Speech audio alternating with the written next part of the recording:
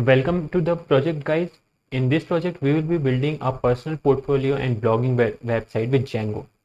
So it is divided into two parts. That is, the first part belongs to the building a portfolio in which you can showcase your projects, your different activities that you want to tell something about you, like your resume, like your information that you want to tell to the world or whoever comes to your website. And the second thing is the blogging. So blogging is there will be two applications. The first application will be portfolio and the second will be blogging. So in blogs you can just share your views to the outside world, to the whole internet. You can just paste everything whatever you want. You can share your ideas, you can share different information that's going in your mind around your world related to yourself. So let's get in with the project. So a portfolio is an evidently document. It is for the quantitative information given by the users. Like if you are making your own personal portfolio, so all your information will be present there, like your skills, qualifications. Even you can add your interest, training, experiences, whatever you want to do. It's just your own personal portfolio in which you can showcase all your skills that you want to that world should know about you. So this is about the portfolio. Now let's go to the, we will be building a personal portfolio, and this personal portfolio will be using a database to feed your information. So our website will be linked to the Python program, and that Python program will be linked to our database. So whenever you update, upload or delete any information, edit any information in the personal portfolio, your database will also get affected. And in your database, you can say indirectly you are saving your data so that you can upload it to your website. So both are interlinked together, and we will be using a framework, Django, that is the most popular with the Python, and you can say a wonderful framework to do all this. So this is going to be really interesting, and it's a wonderful thing that you are having your own website in which you can show your own portfolio. So you can just add your website link to the LinkedIn and your GitHub account so that anyone can get to your website, go to your website and just view about you.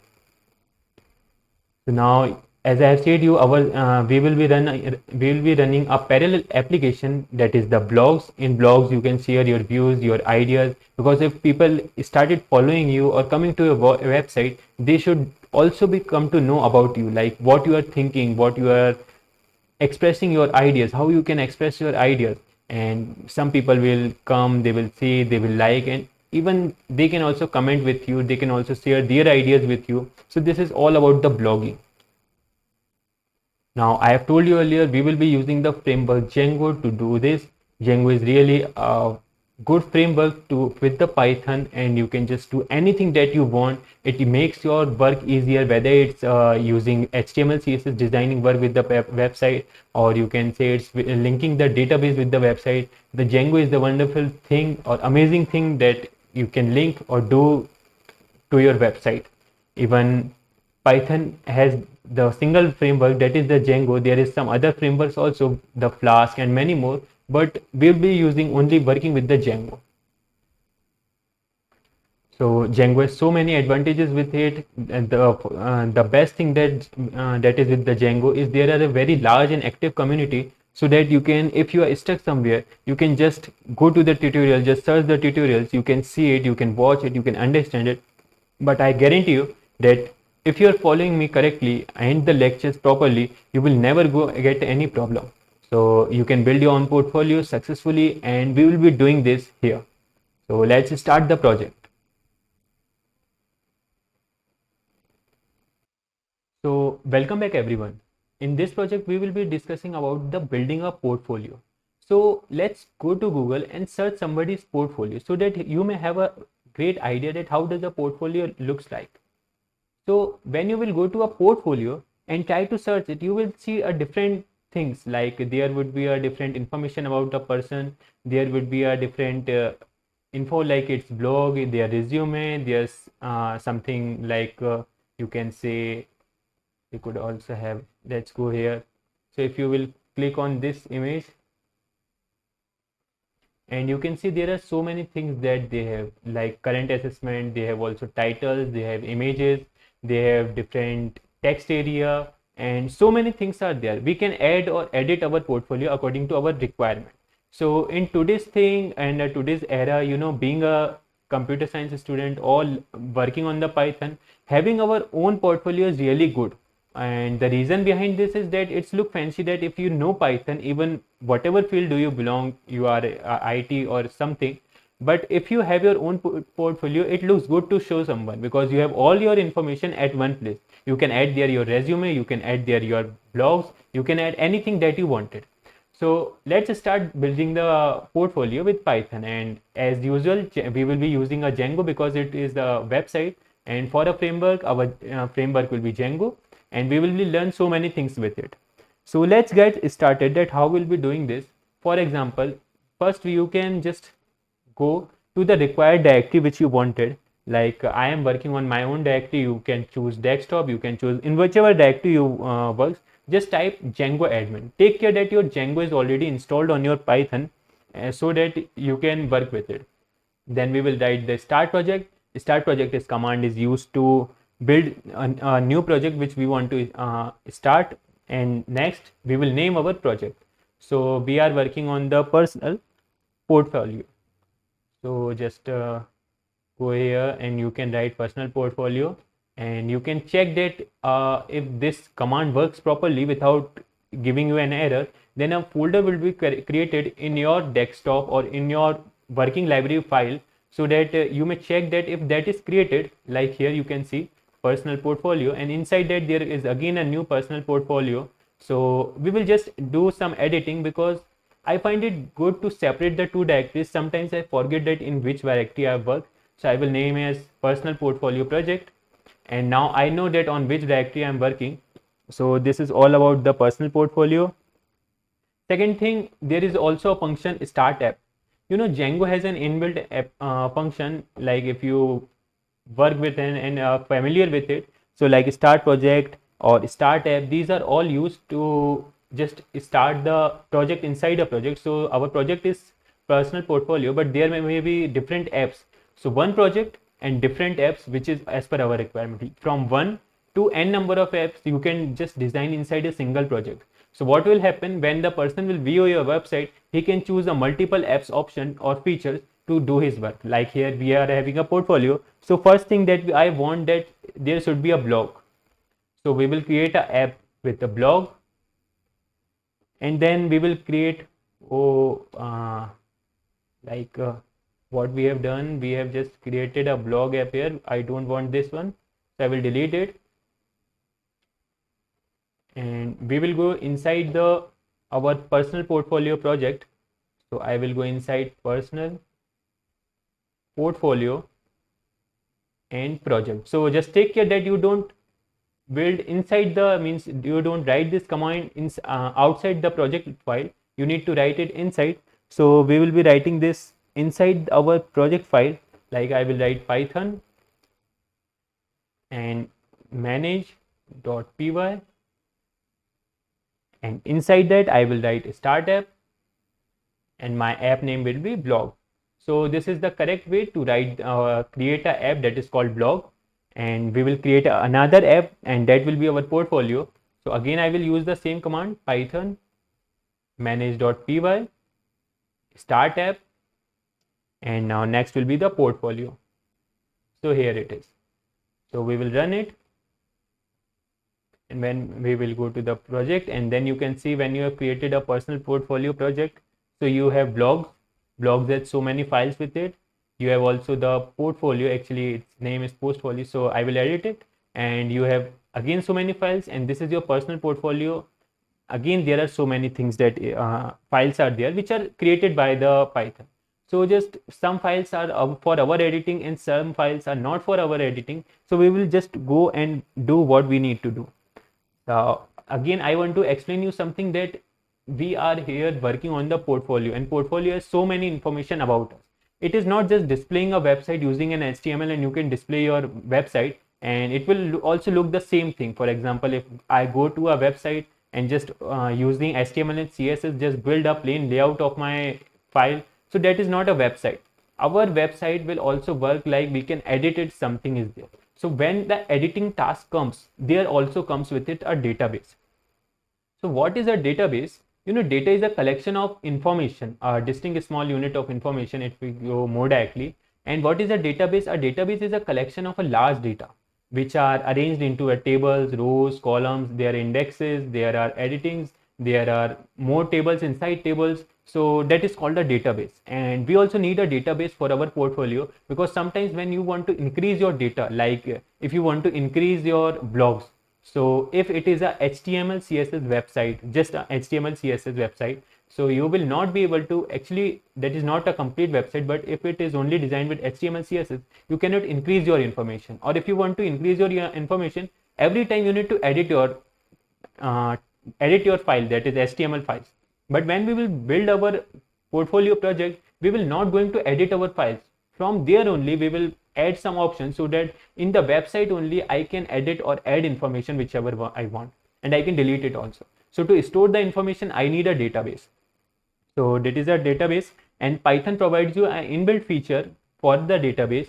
And it just like, you can consider the Python database as a classes, and inside that classes are the different objects. So those objects are actually a rows where information is stored, and those rows are compiled together to form inside a classes, and you can call those classes as a tables. So we don't need to worry much about the database, because Python projects provide us the feature, or Django provides us the feature to just make our database so that it can be displayed on the website. So let's go to our database and have a look on it. For example, this is personal portfolio. This is portfolio, and I will go to, since at first I will go to the models.py. So this is the project. Okay, let's start with the building with the blog. So we will delete this, and our library called the models, it is the library provided by the Django to work in the database or for the database. So this is our library. Now let's talk something about the models. So a model is the single definitive source information about your data. It contains essential fields and behaviors of the data. Now behavior means it can be a int type, it can be a float type, it can be a text type. And model, actually in just simple language, it maps to a single database table. So what does the Django do? Django build a class. Inside that class are the different, you can say, attributes, and those attributes can be considered your different rows on which information are stored. And the class can be a table on that different rows are stored. So one model to link to a particular database. For example, if you have ever worked in the SQL, if you want to create a table with the first name and the last name, ID is not compulsory that it will be there. So if we remove ID, now if you want to create something like first name and last name, so this is how you can do in the SQL. It's your table, and here are the two rows. Now how we can do in the Django? In Django we will do it like, this is our table as a class, and these are our objects as a rows, which we have defined here. So this is the work of the Django database. Like it's not very different from the, you can say, SQL, but it has some unique feature. Again, let's start working on it. So we will first define our class. So our class, you can call it as a table. So we are going to define our table, and when I will do it class, I will name my table as project, and in that project I will be writing, okay, let's import models dot model. So we are importing something from the models, and now I am going to add some fields or the required fields that you wanted. But before that, let's discuss something. For example, while I am writing a blog, or I am writing a you can say something, okay, so blog will be a bit difficult for us. Let's shift somewhere. Let's go to the portfolio, because there so many things will come, so you can understand the functions, that how does they work. So we will come here and we will paste it. So for example, when I come to the portfolio, inside the portfolio, the first thing you will see the title. And if I make the title like this, it will not work. See, what is the difference here? This is not just a class, and we are not creating multiple objects like we created in the, you can say, it's not working on the concept of the OOPS, but yes, it is a class and this is its objects, but it is a table also. So declaring just a title as a string variable will not work here. So we need to make a correct variable or use a correct variable so that it can link our database to the website that we are building. For that, all you need to go is open a new page, and then you can search for the, you can go for the Django model field,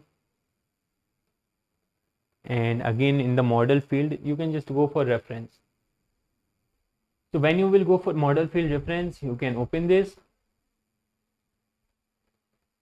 and in the model field reference you can go in the field types. In the field types we are searching for something like title, so you can choose a char field character for the title. See what, why char field? Because you can store a large or strong string size or a small string size for your thing, so it will work for both. For we can, for small we can take for, you can say title, and for the large we can go for the description. So we will use this variable char field, and now I will be writing or declaring my variable. So I will remove this. So now I am declaring a real database variable that we will be using. So I will go for the models, then I will write here char field, and then inside char field, one more thing, your website should be interactive, means you should know, you should limit the user that what they are going. For example, now I am using title, so I should limit the user using a function called max length, that your title should not be 100 lines. For example, sorry, it should not be a 2 lines, so you can say not more than a 50 to 60 words. The reason is that you cannot describe everything inside the title, so title should be a limited. So I will limit the variable, and for that I will use the function max underscore length, max underscore length, and I will limit the user with the 100. So actually this 100 will limit the user that your length should not be more than 100 words. Now this is about the title. We will go with the description.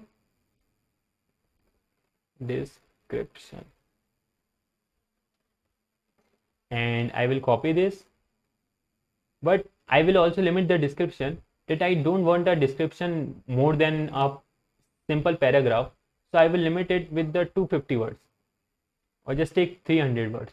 So 300 words are enough to define a description for a particular title, and that's it. So I am limiting the user to edit this. Now this is all about the description. Now next thing that I will come to you, I also want images here. For example, you can see this is just simple portfolio, or you can say just something simple. Images are also there. So for images, you will also use logos, and for this you need a folder image. Just declare a variable image, and now let's go get back to the reference field and search something like for the image. So we will go for the data field. It's data. Okay. So I think we have left up email field. It's downside. So it's more down. We need to go down. Okay, so here is the image field. It has too many options, but our options, we are only concerned with the upload to. So image field has so many options, and now image field will be our variable, because with this variable I will define where do I want to image, means my data image inside my database, how it will display in the website, or you can say my database is linked to the website, and that variable comes with the model dot image field, and with image field I will use upload to. Upload underscore to. Okay, so let's check again the variable. Okay, upload to. I will copy this, it will be better.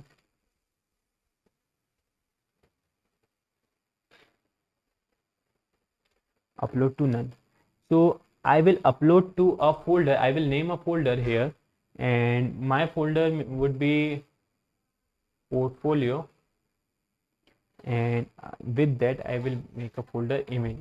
So you can just make any folder here, whatever folder you want, because currently I'm uploading to a folder inside a portfolio, and inside that portfolio the images will be there.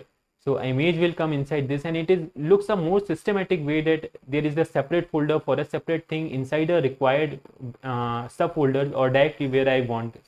So it's look more systematic. That's why I have named this folder. I can name any other folder also. If you want, you can give as per your choice. Now next things come URL. So you should have a link also, because inside that portfolio, if anyone wants to see your blog or a particular blog, or he just want to see your photograph or see your, you can say, different projects that you are working upon, so it's better to give a URL. So URL is necessary, and for URL there is a inbuilt, you can say, again there is an inbuilt variable that we will be using, and our inbuilt will be URL field. So this is also a variable. Inside that, you can say there is a function blank. Blank is equals to true. Now there are so many functions for the URL, but we will be using blank is equals to true. The reason behind this, that when blank is equals to true, you can just submit your URL anywhere you want. For example, if I want my URL in commas, I want my URL all on you can say on text, I want it on images. So when blank is equals to true, by default it is false. When blank is equals to true, I can just make anything, any text as a URL, use it as a URL. So this is all about what you can say we have made. We have defined some objects here. One more thing just to be left, and that is very important. If you don't do that, go to the settings in your personal portfolio, and here in the installed apps, what you need to do, you need to add those as your projects. Now the reason behind this, that why we are doing, because every time we need to add the projects or add the apps that we build there. So my first one is the blog, and my second one is the portfolio, which I will rename as portfolio, so that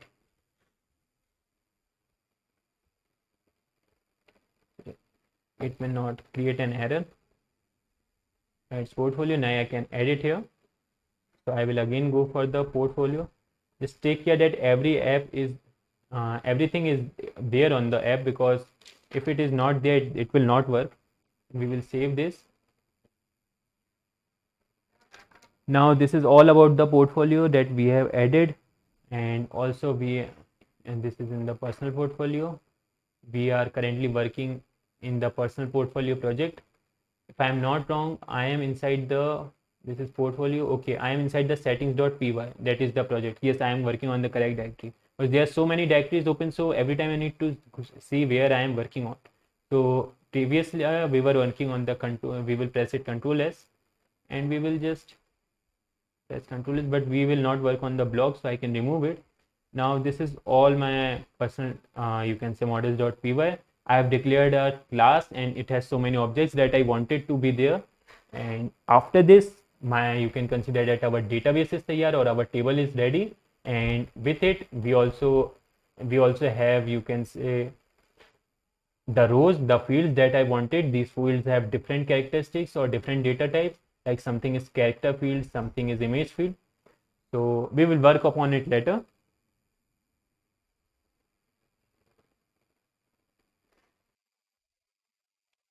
So welcome back, guys. We have discussed till now about the databases, we have discussed about the models, we have also discussed about so many things like creating the descriptions. We have discussed various data fields that can be used, like character field, images, and many more things. Now two things, very important things, were left in the last lecture. The first thing was the settings.py. You should go to this folder, and you should have to add the files that you have created. For example, if you have created the apps with the name blog and portfolio, then you should add it with the commas. So if you will not add, the things will not work. And the second thing is, if you have not installed the pillows, then you can install that, and the basic command for it is pip install pillow. And if it's not there, it will not, your database will not work, because it is used for the images. So currently your image will not work with the databases. So I have already installed here. You should also install it with you. Now we should go to our working folder.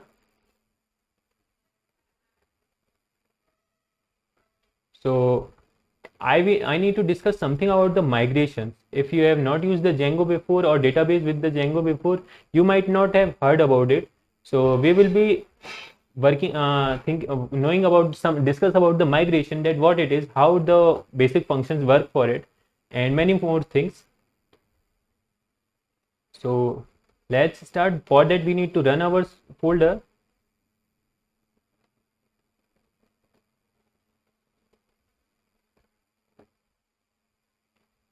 So just to run your folder on the server, you need to just type python.manage.py.run server, and in few seconds you will be online. So let's get back,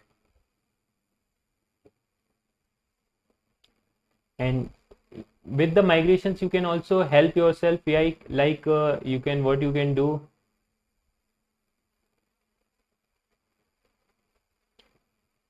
So let's check whether our server is, so yeah, okay. So here you can see a error, and that is you have 18 unapplied migrations. So what actually unapplied migrations, but you can say your server will work. For example, if I type here localhost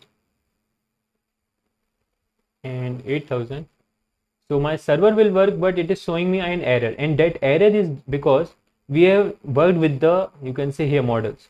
So we have worked in the models, and these databases are not updated in the you can say in the file.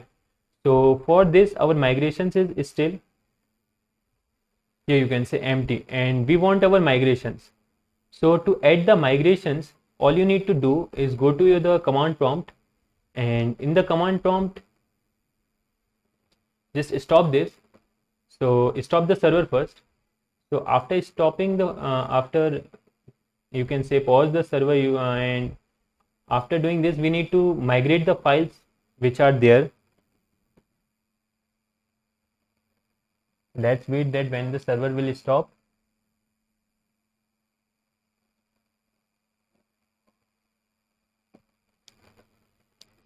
So okay, now it's over, and now you can just write the command python manage.py migrate. So when you will write this command, it will migrate the files. See, now it is you can say applying all migrations. So it is working inside the database. Internally they are working together, and now if you will run the server, for example, again I will run the server python manage.py run server. So here we go. This time the error should not come if the migrations have been applied successfully. See, no error. System checks identified, no issues. But one more thing, what if you want to do it again? For example, if you want to enter the migrations by your own, there is also a process for it. Python manage.py make migrations. So we will be just writing the make migrations, and after that you can enter this. So what this functions will do, it will tell you that if there are any migrations or not, you can say migrations left or not.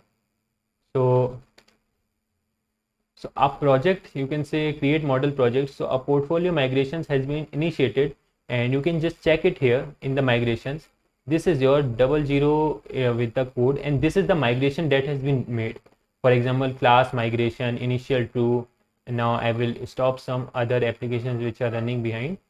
Okay, so now this is our migration copy. Again, let's go to the models and just write titles. Instead of title, just write I can say just write head. So now I will save it. Again I will go to the command prompt, and I will make the migration. So we will write python manage.py make migrations, and now it will again make a migration and asking me that the project title is changed to the project.head. You can see it's asking you. So it actually, migration is tracking your activities also, because we have saved our migrations. for example make migrations. So it is not just updating the database but tracking your activity, or you can say saving your activity. For example, if I will say yes, so there will be a new migration called 00 rename title project. So here you can say the title is actually with a new name head, and in the old one it's only, you can say, it's the title was here, the id. Okay, so here is the title and it's with the name only, the title, but there here it is with the name head. So we will go here and you can delete it. So when you will delete the file, move to recycle bin. Now we can again get our new file. So before just getting it, I will have title and I will save this. Again I will go to the command prompt and just check for that any migrations are there or not there. So I will go manage.py, make migrations.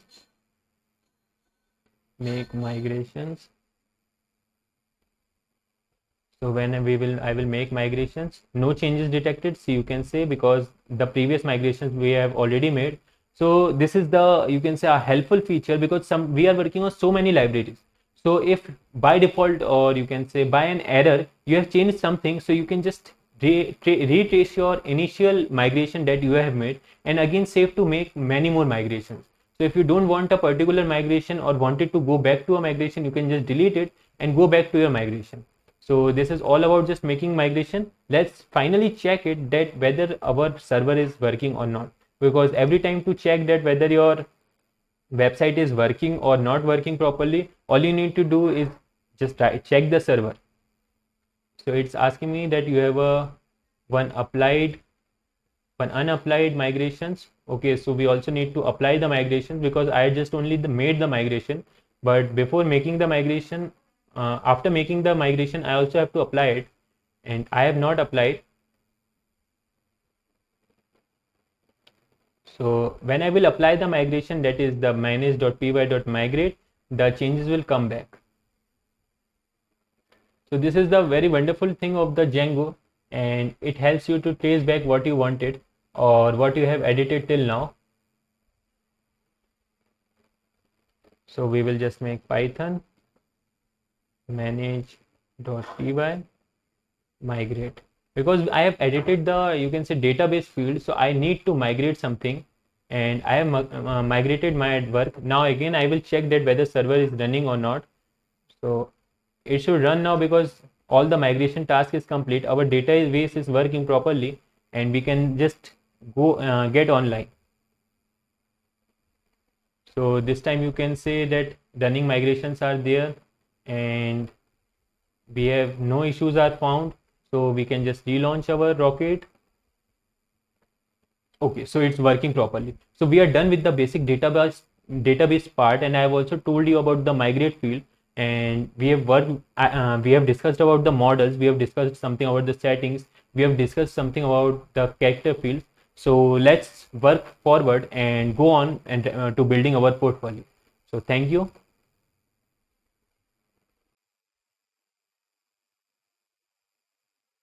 So welcome back, guys.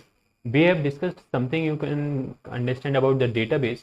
We have completed our database project, or you can say we have made the table for the portfolio. We have also discussed so many things here, like we have also discussed about the settings, we have discussed about the migrations, and now after discussing these things, the second thing comes that we have to do more than just creating a table.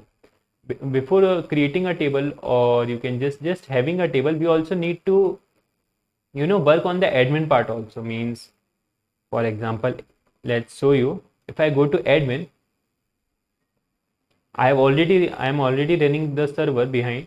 So I am just going to the admin login page, which is again a default page made by the Django. And you know how this page comes. If you remember, we had a you can say, just go to your personal portfolio, and here we have a that urls.py, and here they define the admin slash, which is the admin site urls part. So this is already predefined by the Django. So we are not doing anything, just I have entered admin here, and I am in this login page, that is the admin login page. Now where do the username and password comes? So the username and the password comes, actually we have to create that, and to creating that, just you need to go to the, you can say, your terminal, and it needs some terminal commands.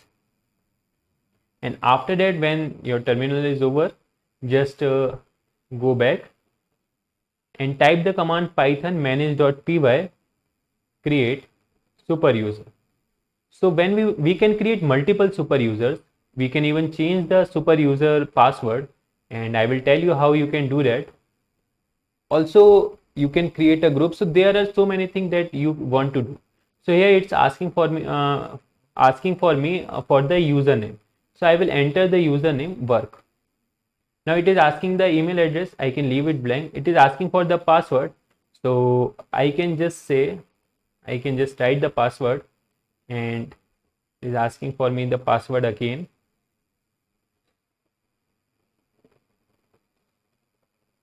Okay. So the password is actually short. So I will change the password.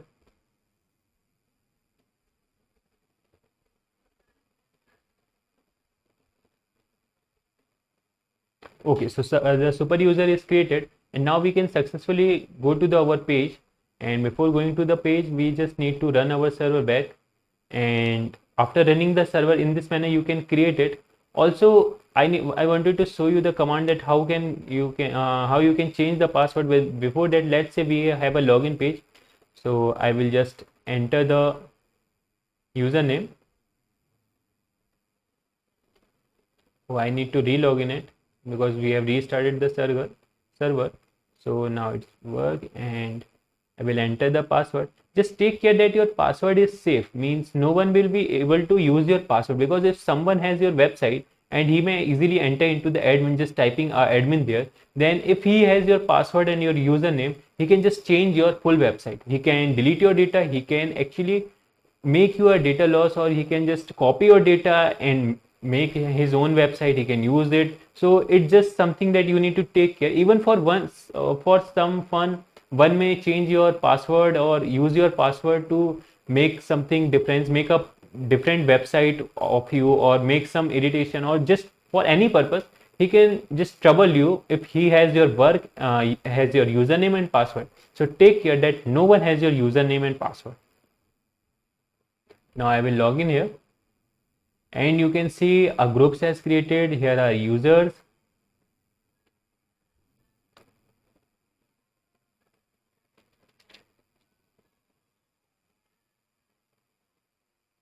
So here in the user, you can see here is work, my username, and there are so many things that comes with it, like password and personal info and many more things, chosen permissions, groups.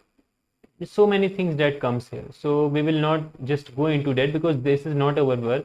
I will go back to home. Now, why we have created the admin website? We want to create our portfolio, and for that portfolio, we should have our project here, the database here.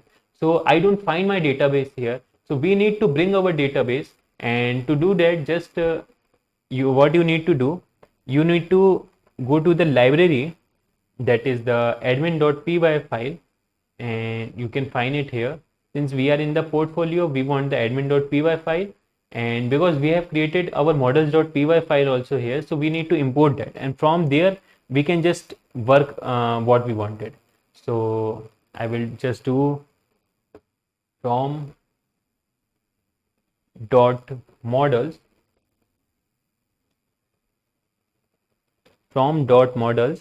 input project. So dot models is our file which we are importing, and project is our table or a class that we have created. Since in Python it's better to call this table a class, because this is the term that we are working on, and you may have an idea about it. So we are actually importing. So we are importing our project and from models, and you can see here we have created a project, class project, and with it we have so many things. Now we are importing it. Also we need to write here to add it to the admin side, because we have not registered it. So we will just write admin site dot register and I will enter project. So here we go. Here we have registered in the admin page, and in this manner we can add the project. So we will save it. I will go back to the admin page. I will refresh it, and you can see the project is created because we have added the projects here.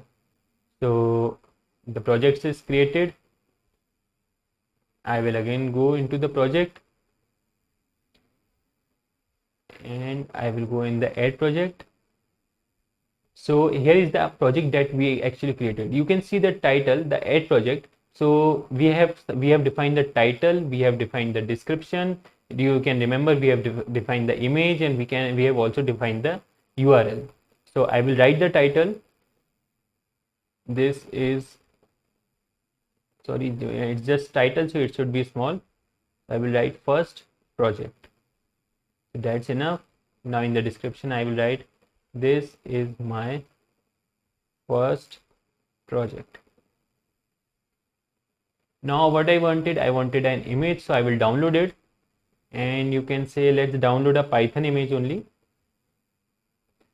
So we will download it from here. Let's choose this image.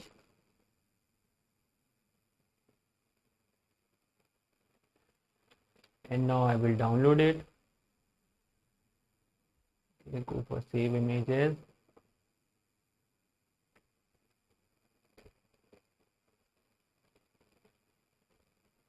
Okay, so I will save it here, and here it's downloaded. So now our work is to just add an image or choose an image. So we will choose a file, and now we need to upload it. URL, we have said that blank is equals to true, so now we are not worried about the URL because we can leave it as blank also.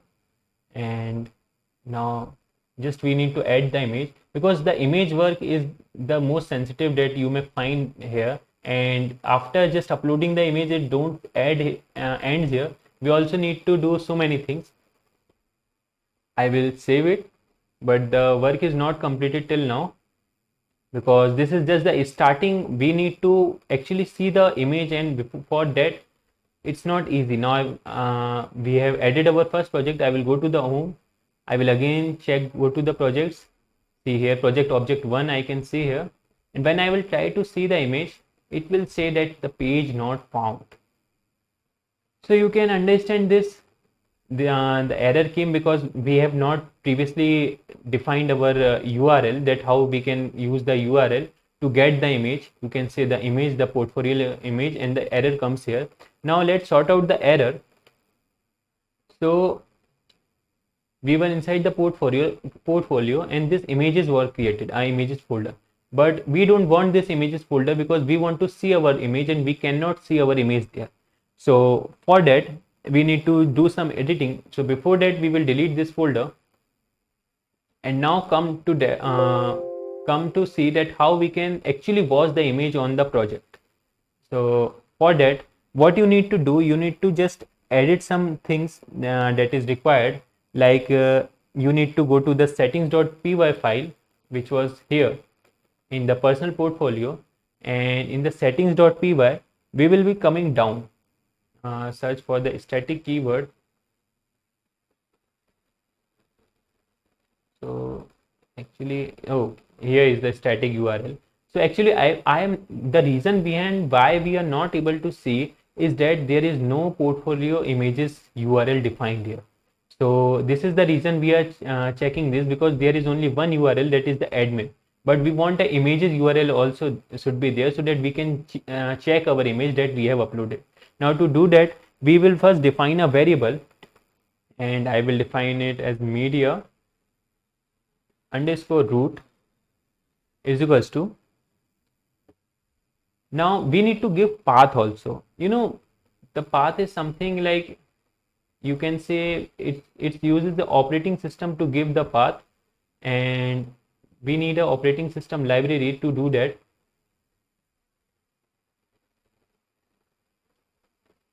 Okay, so for the path file dot resolve. Okay, so here comes the path. You can see the base directory actually, and that is the database uses the path. So we will just copy it and paste it here.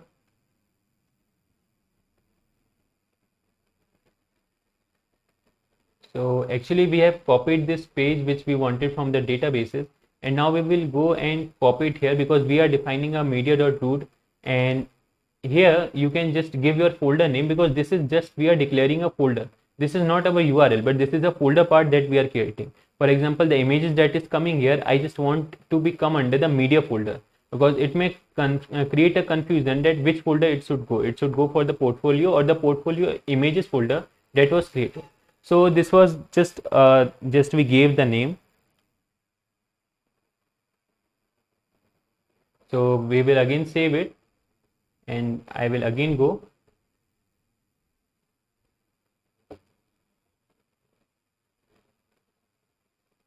Okay, so we came here. We again need to upload the file because we have to change the folder because that folder was not working. So I am uploading the file.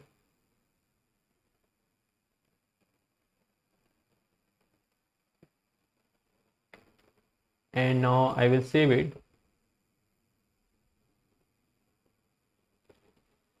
So let's get back to the home. We have saved. Now check that whether we can see the images or not. And we will go to the project object and we will check it here. So there is again an error that admin part is not defined. So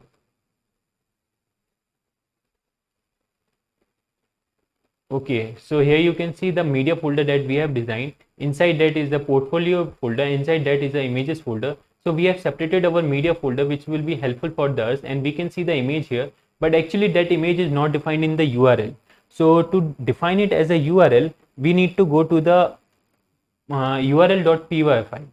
So url.py file you can find here is in your project folder, that is personal.portfolio, and here we need to define an additional URL pattern. So we will just add a URL pattern, and before adding this you need to add some library here that you may be needed to do that. So I will just add a library from Django. It's a little typical task because there is so many things that we need to edit from one file to another to get just a single line of code. But if you got a command in it, so once you have got the command, then it will be look so easy for you, and completely speaking truly that you can not no one can remember it. If someone is remember how to do this, so he is really a genius, because even I also have to see and have to understand from the error that which problem comes from where, and then I just go and define that. So never think that anyone can just do and directly. It's not that. You may stuck many many times. Just Google it and that will be helpful for you. So here we go the static, but before going to the static we also need to go to the settings, and here is my settings.py, and I need to here go for the URL portion because we have not defined the URL. So I will define a URL. Actually, so here we go URL, media URL. So this is just a variable. Don't think that it's something inbuilt. It's a variable name that we are defining, and let's give a space. Now I will define as media. So we have defined the variable here. Now again we will go back, and now we will define our URL pattern static function that we have made. So I will make the settings dot media underscore URL. Now we will go for document. Okay, so sorry, underscore URL, comma. Now we will go for documents.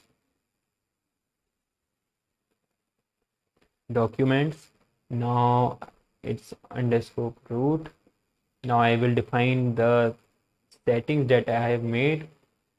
Dot media root. So media root is my folder where the file is being created. I am taking it from the settings. So actually this, I have not imported the settings. I also need to import settings. So for that, what I need to do is that from Django dot conf, you just need to import. Okay, so settings. So we have this imported the settings, and now you can see that the settings are defined, and these are this is our URL value, and this is our media root. So now that's good. Now we will save this. We will also save settings. Now we will go back to our project page, and I will refresh it. And the current path, okay. Now we will try to check it. Okay, it's saying error. Let's go back to the home. I think we need a refresh. So I will refresh it. I will go to projects. I will go to project object. I choose the file. Next we take documents root. Okay, so a documents root urls.py. So basically it should be document root. We will save it. Now we will get back, refresh it. Okay, so you have got the image, and this is what I wanted to show you. And why this happened? Because we have a URL media portfolio images defined here. So media is actually the URL that we added, because if you want to check it, like you may go in the settings.py and just you can change the name here from media to something else. For example, just name it as photos. So when you will save that, and when you will type here photos, so actually your URL is now photos, so the image comes. But when if I go for the media, you can see here media and refresh this page, so media will be not there. Why? Because we are having a URL photos, and this media folder, just don't mix them. This media folder is actually a media folder that we are making in the base directory, and this is our photos folder. So just change them back, because I find media to be better than this. So you can understand that now if you refresh it, you will get the media, and this is your image that we have actually seen. So currently with this thing, with the admin part, you can now say that you are able to view your image that you have uploaded. And I hope that this is going to be interesting, because we are really working with a website, and we are using everything. We are using database, we are using Python, and with that also we will start using the designing purpose that will become later. So this is a complete project on its own. So hope you are enjoying it. Thank you. So welcome back everyone. We have completed the admin part, and after completing the admin part, we have also added the images and taken care that no error would have come. But now if I try to get back to the local host, that is the general code that is given by the Django, so it will be not shown to us. It will show that the page is not found. So don't think that it's just an error, because when you have created an admin path or ID, and after you have created some URL, like our URL is media path, our home page, default home page, or you can say the rocket page, will not be visible to us. So we also don't want that page, because that is just a default page, and we want our own page. And what we actually want, that our information which we have to go to the admin and then check the image, that image is visible or not. Instead of that, we want it to be here on the home page. So to bring everything on the home page, all you need to do is go to the urls.py file. So here is our urls.py file, and what will we do? We will be adding here a path for the home page. So there is only a one path that is for the admin page, so we are adding another path, and that is for the home page. So we will add a path to it, and with it, our path, we will name it as views.home. and the name will be equals to home. So we are actually creating a home page so that all our information which we need to, which we can see only on getting logged into the admin URL, we can, it would be displayed as to the home page, because now we don't have any home page.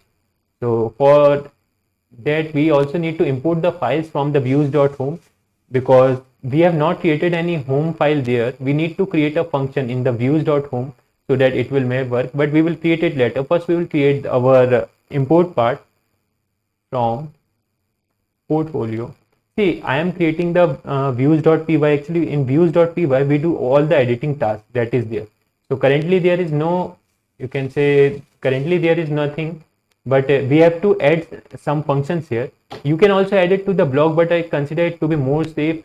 Like for example, I am working for the portfolio, so I will add my all the files in the portfolio here, and my templates will also be in the portfolio, because there are so many files and they all have the similar names, so searching every file is a bit difficult. So just take care that every file you create, it's inside the folder that you are working, so that you can find it very easily.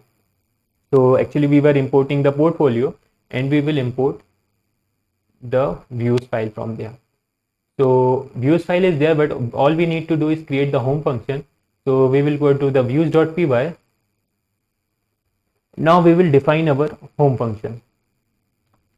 So I will remove these admin.py. Okay, so now in the home function we will just create in the views.py we will just create a function with the name home, and its parameter will be a request that would be given by the user.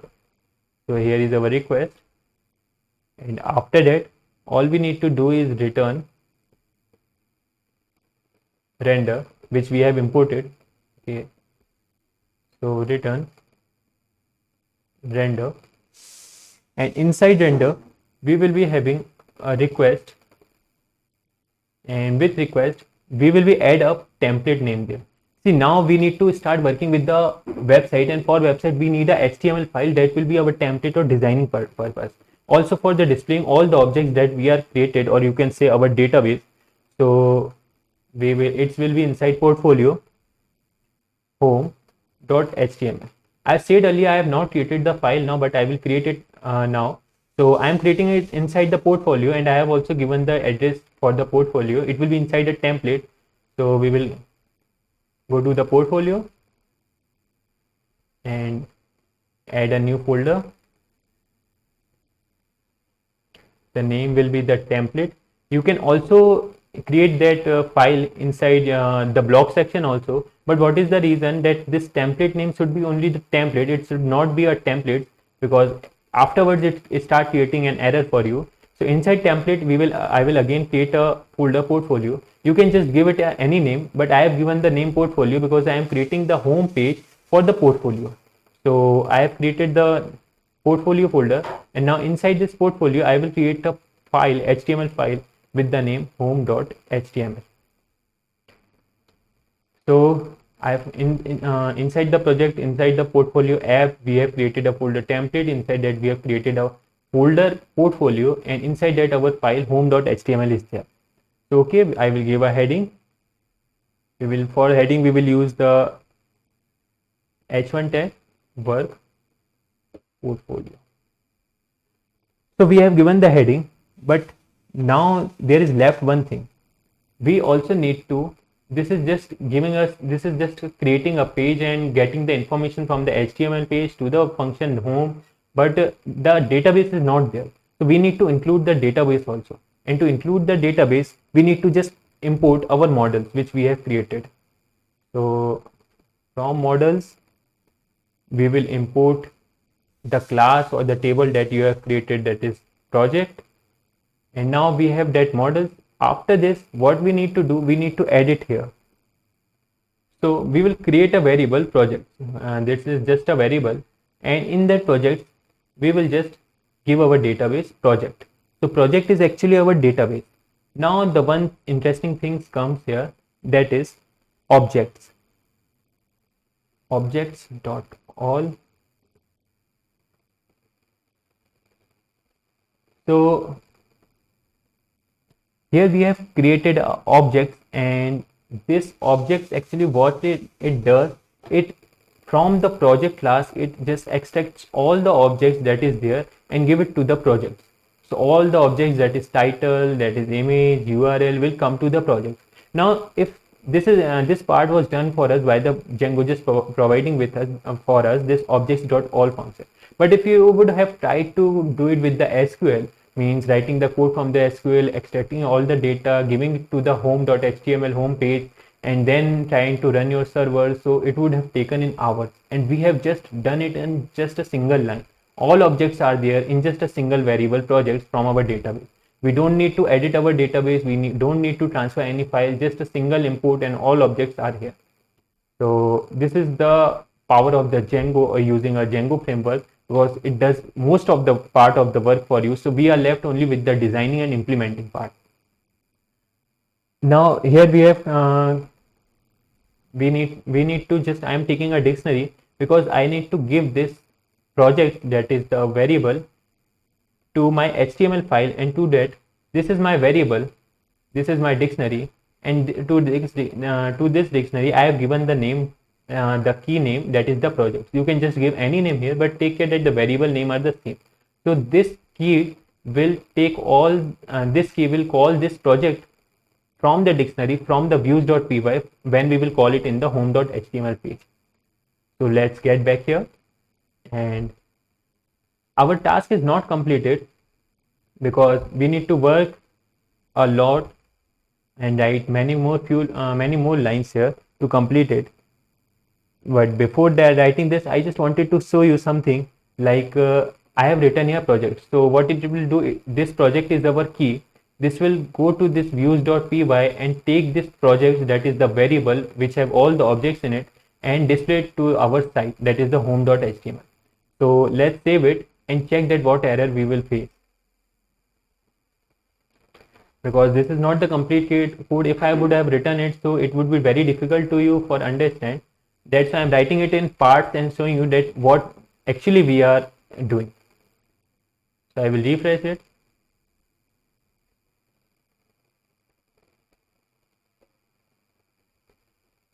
Okay, so views.py request urls.py. Okay, yeah. So we will go back to the page.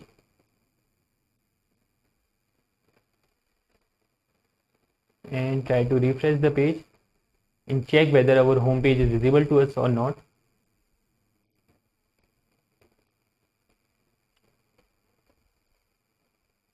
Okay, it's taking more time than usual.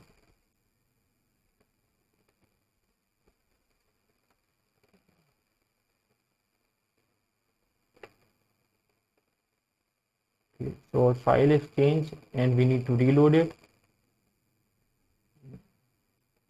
Server is getting reloaded to connect. So actually server is not connected. I think it's better to wait for it and check whether it will connect automatically or not, because we have changed the URL part also. Okay, so a few minutes back actually we were suffering that we were getting a template error and the template was not visible. So the reason was that I have already told you that Python is a bit sensitive towards the template, the name. So actually the S also come with the templates. So it's actually S and I have not written there. That's why it was unable to find my path. And instead of changing the path, I find it easier to just write the template thing. So we have actually written the project. This is our project and called the value out. So I have told you earlier, I would be showing you a step by step that how does the extraction goes on. So first I have taken all the objects and displayed to the HTML file, HTML page. So this is my HTML page, and this is it has actually gave me a set of the project with the objects. So I am having just the set of all the objects together, means, but I want to display them one by one. So let's work with it. What we need to do, actually to do it completely, all we need to do is just a for loop should be there, and because we want to extract from this project all different projects that we wanted. So just delete it, or you can just remove it and add here. We will add a statement for project in projects. So it is the, you can consider like a for loop. Just that difference is here, instead of a ampersand, ampersand curly brackets, ampersand is there. But just remember that when you use ampersand, you are using a logic to run something. Like we are using a for loop to run on the project, and this variable could be anything like for I, for j, for k in projects, and we are extracting all the objects one by one from the project, and we need to end this. So to end it, all you need to do is use end for. This is the command to just end the loop when you are ending a, you can say ending a logic, like I'm ending a for loop logic. Now this is all about endings. So the second thing comes the extraction part. So for the extraction part, we will be using the double curly bracket, and for that all you need to do is project. So actually project is our variable. Previously we were just taking out all the projects together and displaying it on our variable page, but now we are just displaying a single project from K. So this is the second step, extracting something from a given set. So projects was our complete set, and we are extracting like project. Now this is it. Let's go. This is the second thing, that we are extracting objects from the project. So when I will reload it, okay, I have not saved the file. Let's save it. And now when you will reload it, you will come to the second step. See, now at least this is not the set, but this is not also what we wanted. So we will go back and call the, because project don't know, there were so many projects, and the variable could be, you can say the title also, the description also, the image also. We don't know that what we want to call. So I will call the title. So now we are specifically extracting title from the project. We will again save it, and this is the third step. So you get the title, that is the first project. Now this is what we wanted. Just we are in a step extracting from nothing to something that we wanted. Now I will bring this title inside a h2 tag,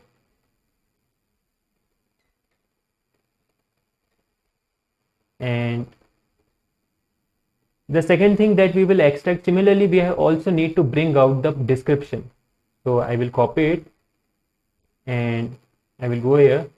I will also remove this heading text to the paragraph text that I wanted.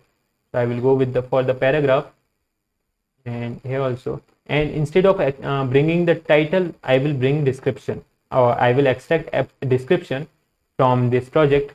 So second thing is the description. Similarly we will also go for the image, and image a bit complex. So first I will show you that how title and description are visible. So here the h tag is working, and this is our paragraph. It's showing about the description, that what is there. So step by step or part by part, we are building our website and showing the database, calling the database to the website. Now for the image, actually if you write directly, for example project dot image, so you will not get the image, because you will only get the URL. They are not displaying the image. This is just the URL of the image, or not the complete URL. It is just the path. So I will show you the complete URL. So this is the complete URL of the project for the image that we wanted to bring. So this is our complete URL, but we want this URL to display the image. In HTML you cannot display your image directly. So all you need to do is use a image. We will be using image tag, then we will be writing source, and bring this path actually inside the source, because it is in this way you actually do in the HTML, work in the HTML, and then we will close our image tag. So I will close my image tag here. Okay, so it's showing me some error. Yeah, actually I don't need to close the image tag. I just need this, and it will work. So when I will go here,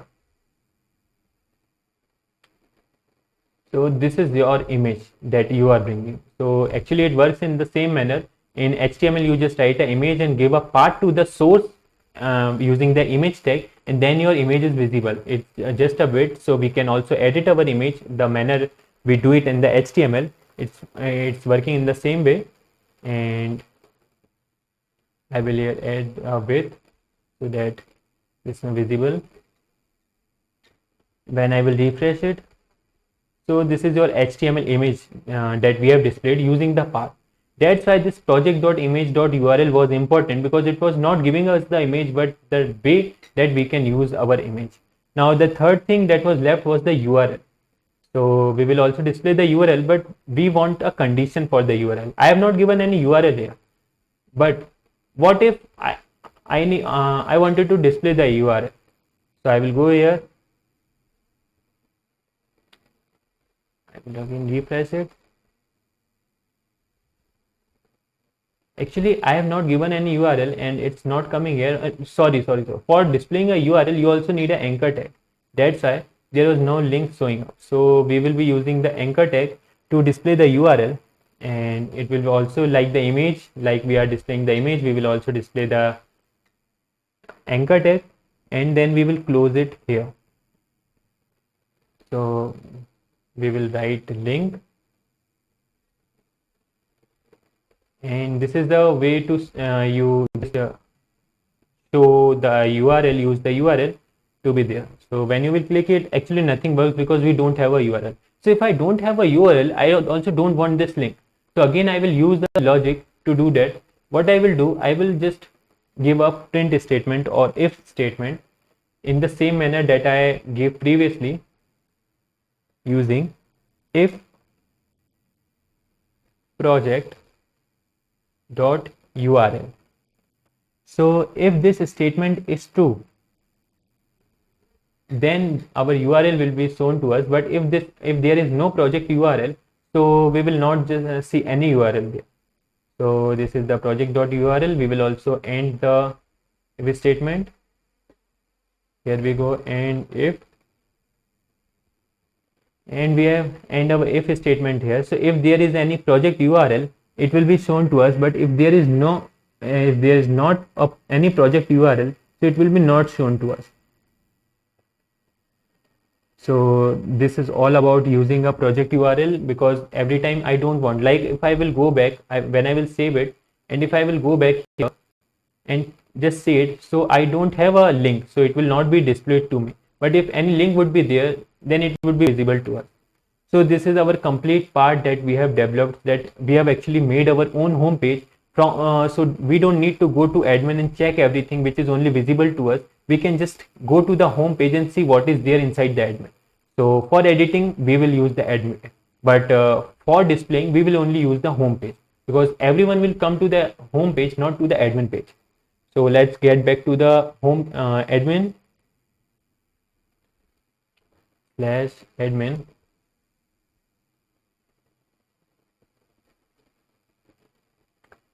And let's just create a one more object, because we have created one object. I also want to create a more objects. We can create multiple objects, and that is the reason why we were not creating it on the HTML. Like I have written everything on the HTML. For example, you can see the code here. I have written all this code in the HTML instead of importing anything from the project. I could have directly used it here. But here I have just given the instructions that import from the project. But if there are 10 projects, 20 projects, 30 projects, I don't need to rewrite this code again. But if I have written only on the HTML, it would be, I need to go every time to the HTML page, and then I can just display everything to the user. So I have done it in a single, like go to the projects.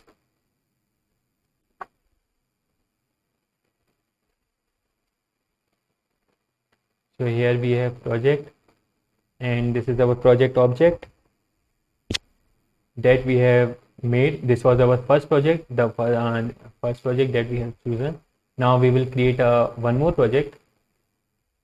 Just add project, and I will title it with the as a second project.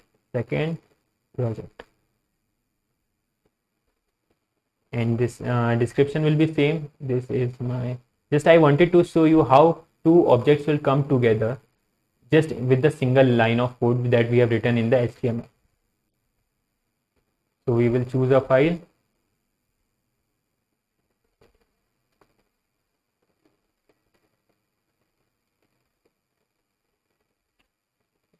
Yeah, so here is our JPG file. We will open it. And now this time I will give a URL. So let's take a URL of, let's take the URL of Flipkart. So I will go to the Flipkart. And all I need to do is copy this URL.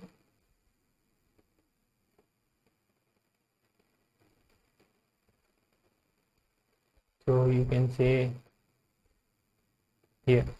So this is our URL.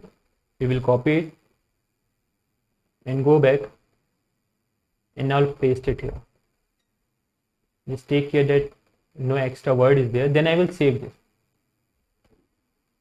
So I have created a second object also and saved it. If everything is written successfully without any error, we will be able to see multiple objects together on the same HTML page.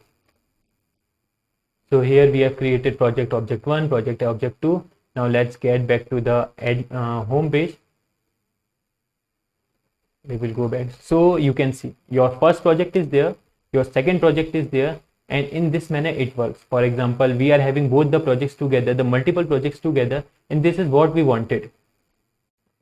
So here is our multiple projects, and for that we have written the HTML code, and now we have also created some the database, because our database is completely working. Our HTML page is home page is currently working, and Python is working, server is working. So you can say that you have created the 50% part.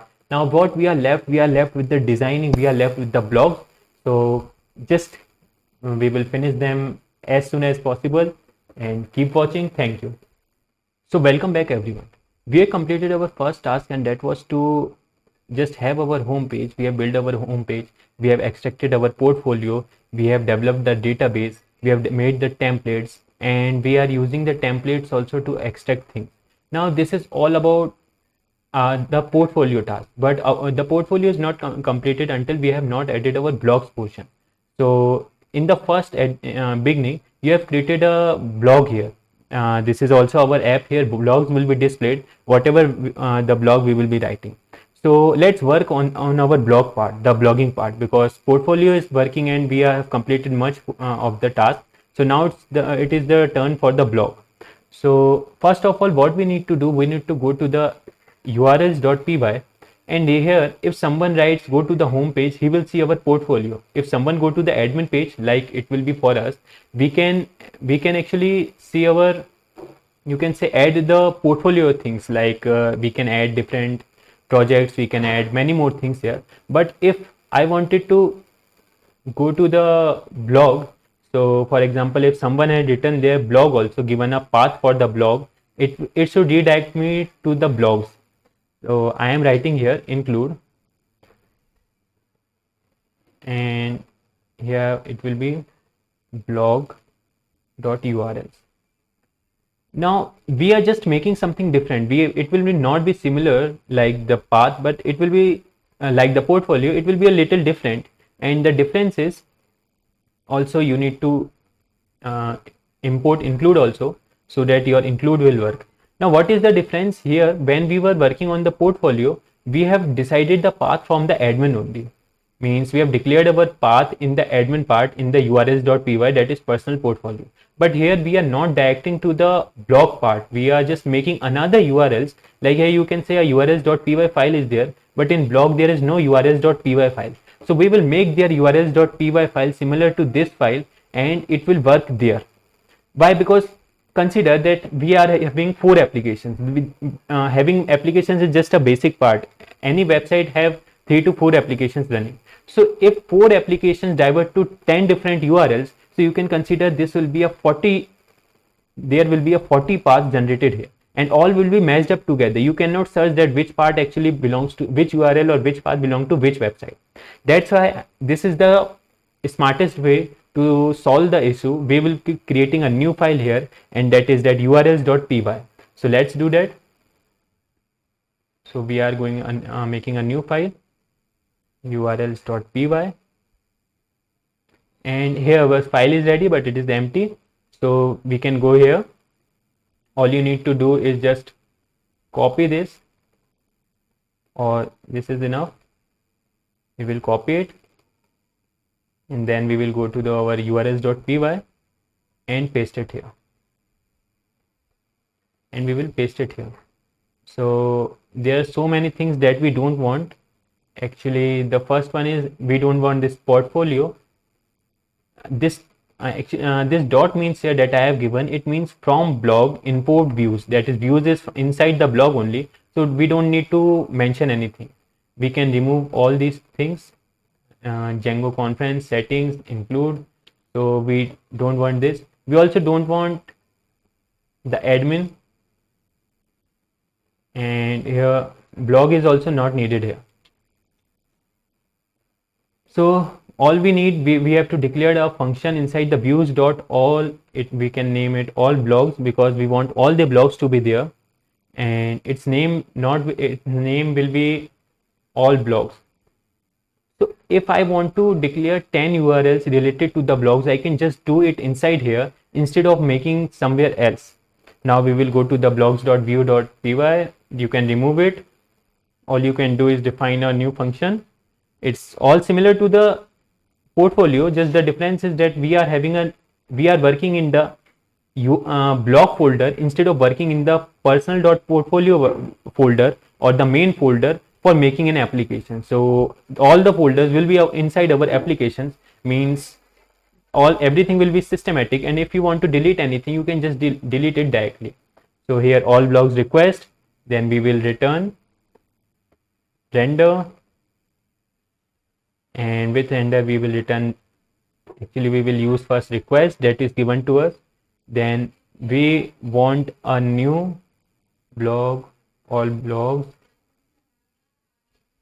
blogs.html file. So a new HTML file will be created.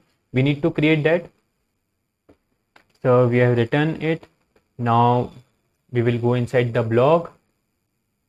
We'll create a new folder and name it templates. Actually just take care that S comes, I always confuse with the S, and previously when I was making the templates for the portfolio, I just mixed up and written only E there, that was without S, and because of which my time was wasted. I got an error and I'm unable to fix it. So just take care that the spelling is as it is, like I have written here.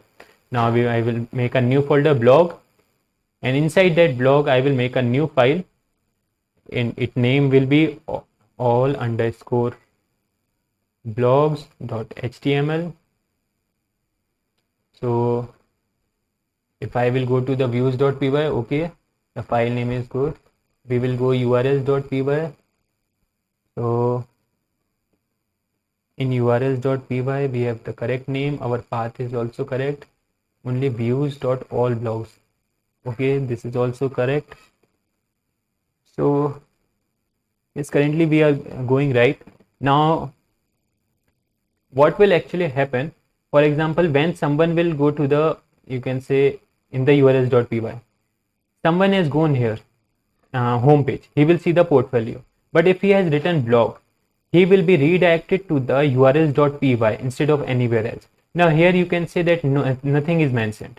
So if I will mention here, he need to write twice, that is first he in the URL there should be written blog, and then the next text that will be written here.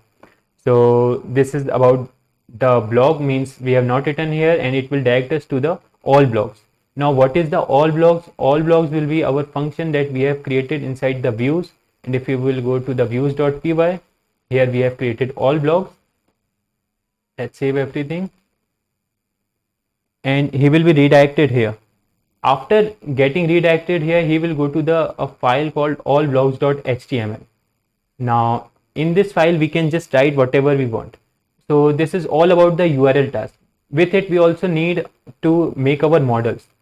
So here you go need to, everything is there. We will not be importing anything, just we need to make a class. So a class will be declared, and with class we will be making a new database. We'll name as models dot model, and with it you can just here we will be needed just the two things, that is first the title, like I can copy it from here also. I will go here models.py. I want two things, the title and the description. So I will copy them. I will go back to the blog.models file, and I am making my database. I will paste it, paste everything here, and here instead of character field I will be using text field, because its text field is more better. We can also increase the title size here. And now the third thing that I wanted is the date. So date is equals to models dot, and you can just add date field here. You can go to the reference and just check there for the date field. You will find that also, like we have found the character field and everything. So we will save it. Now there is only one thing left. In the all black is also, let's type something, for example blogs, it's better. So I will go here, and from I think it's just path. Okay, so I have deleted extract file, that's why I'm not able to get the path and it's showing an error. So we will fix it up. We will go to the urls.py and I will import this. Control C, and then I will again go there, urls.py, and paste it here. So now we have fixed it. We will save. So what we have done, we have created a new database for our blogs. The second thing, we have made a HTML file, that is the template file for our blogs. Now the third thing, we have added the URLs. Also one more thing is left, and that is .admin.py. Here our models are not registered, so we need to register our models here. So for registering our models, all we need to do is use the same code, from .models import. So we have created a model or our project with the name blog. We will import blog, and admin.site.register. So we are actually registering our database, so that when you can go to the admin folder from the running the server, or you can get your database there. You can just enter the fields and all your database will come here. Now the last thing that is left, we have done all the things. We have linked our database to our website. One more thing is left, that we have not still extracted our database into the templates. So you will find that no database will come to your template. So let's see that. We will run our server. Before running our server, one more important thing was left. We have not migrated anything. In previous lecture I have shown you that how you can do the migrations, and with migrations you actually make yourself make your database register, or you can say migrate, or it is just linked up together. Whichever simple language you can understand, the migrations are necessary here. So when you work with the models, something like that database, you need a migration. So first we will make migration, and with it you will save a new folder, or you can say a new file for the blog will be saved at here, and then you can migrate your data. Well, okay, I have not used the S here.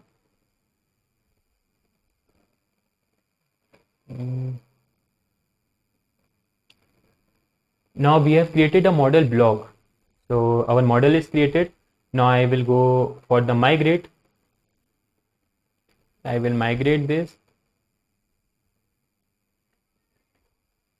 and our migrations has been applied and it is successful. We have migrated. Now what is left with it? We have to run our server. So after running the server, we will just go to the admin and check that whether our database is running correctly or not. And after we have confirmed that our database is proper, whatever we wanted, we can just extract everything into the templates. So we will name it as localhost.8000 we will go directly to the admin, because for homepage you will get the portfolio. So we will move to the admin page.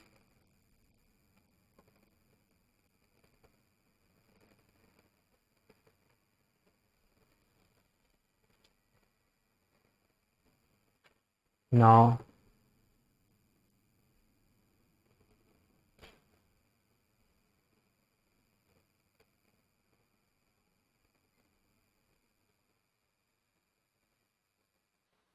so here you can find that a new app is linked with us, or you can say a new database is linked to our site, and that is the blogs with the name blog. So we can go here. So there are no blogs created. We will create some blogs. All I need to do is B1. I can change the date, like for example, okay, this is my, and I can name it as block 1. So I will save it. I will create many more blogs, because I also need to tell you something about, like I will go here, just 7. This is my blog 2. So I am just adding random date, because I wanted to show you that when you are when you are having a random date, how you can just do it. So I will go for the 1, and I will name it as block 3. Save. Only 2 more left. We have created 3 blocks, but remember that our dates are not in sequence that we have mentioned.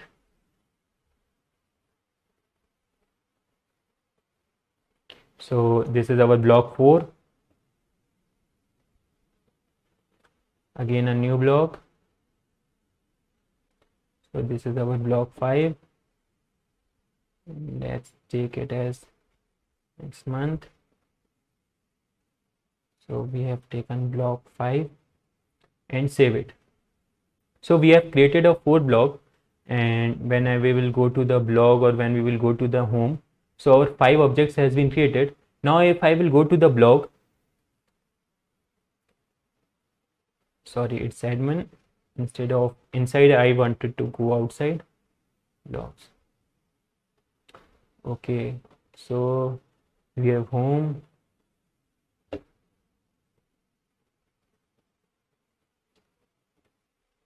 Okay, our path is not working. We need to correct that.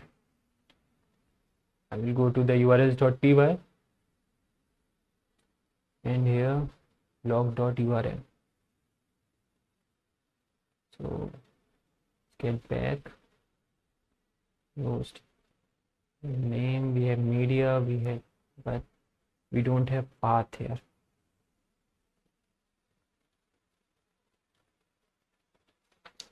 So we are not able to find the path.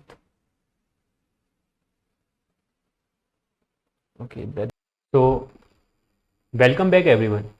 We have written all the codes related to the blogs function which were required. Like we have written the blogs for HTML, we have written the views.py, we have written given the path in the URLs.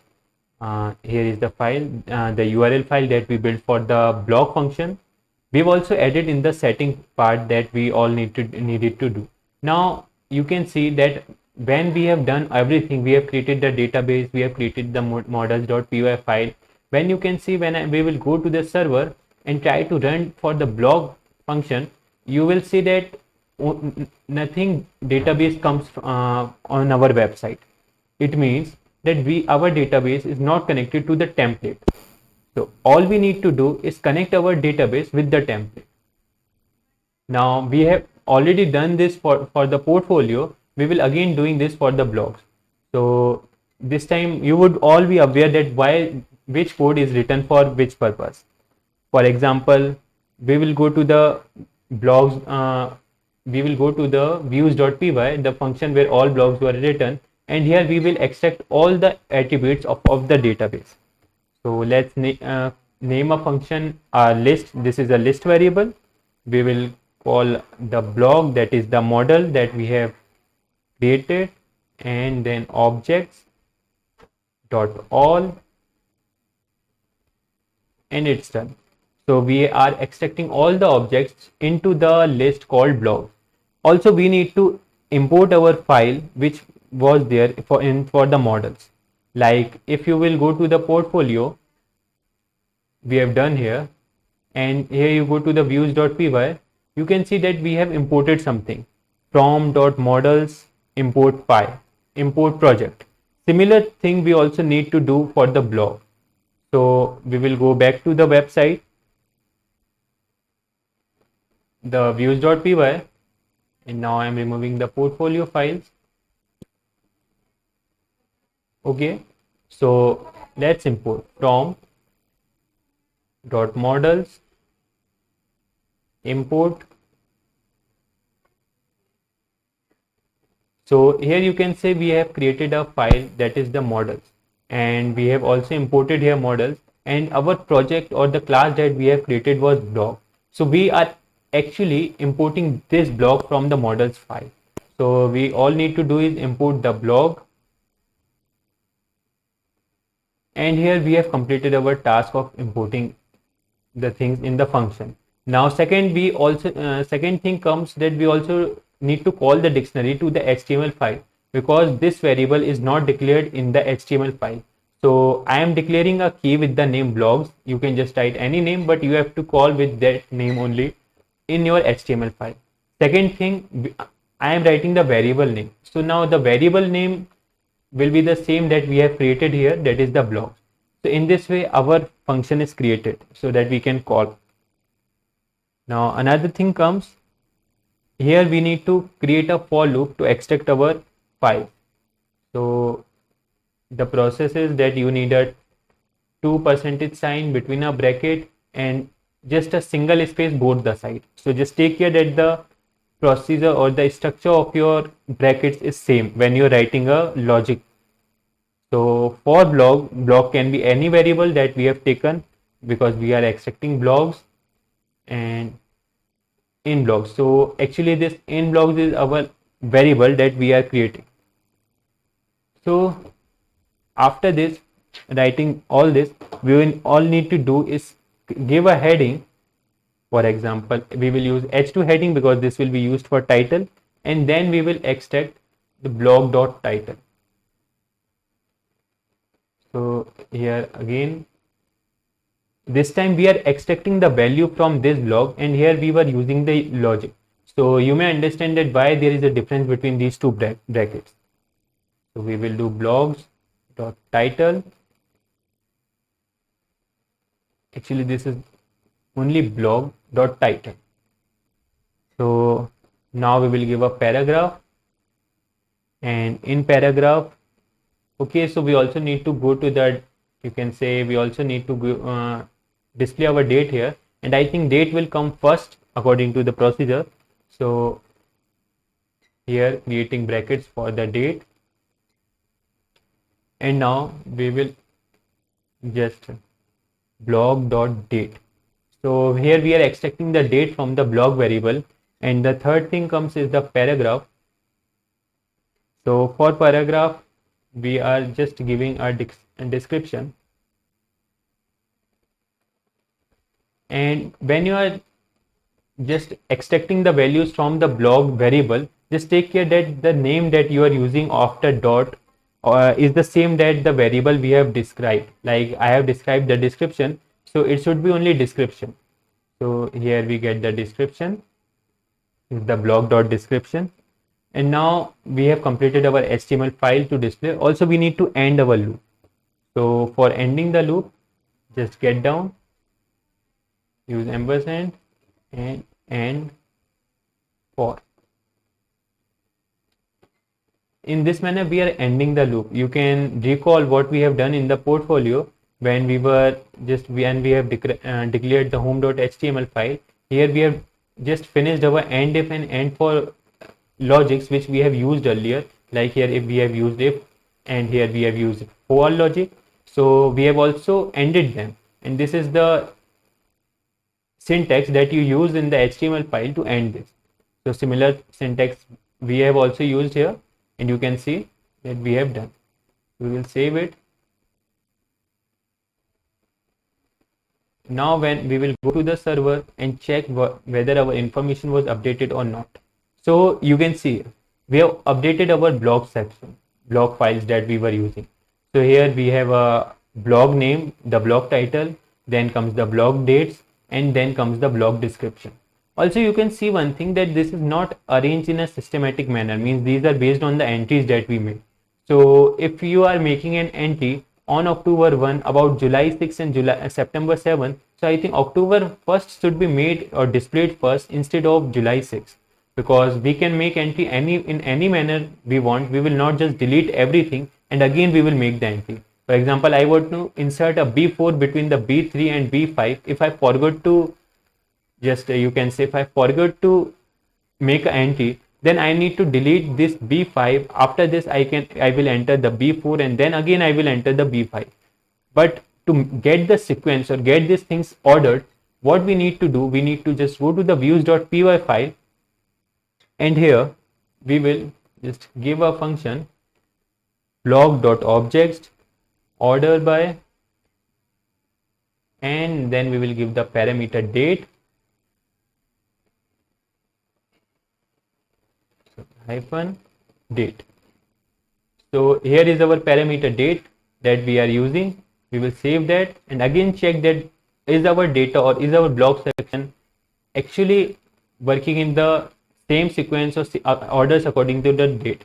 So you can see that the November 4th come here, means we are actually working with the most recent one, and the most last one came at the bottom, which was B4. But according to sequence, that B1 should have come here, but it is on the 4th position. Also, if you want to limit your blogs, like if you are creating 10 blogs every month, then after 10 months there will be 100 blogs. So you don't want to show on your front page all the 100 blogs. So what we can do, we will just use a simple Python list function, and if I wanted to show only 3 blogs, I don't want to show more than 3 blogs on my front blog page.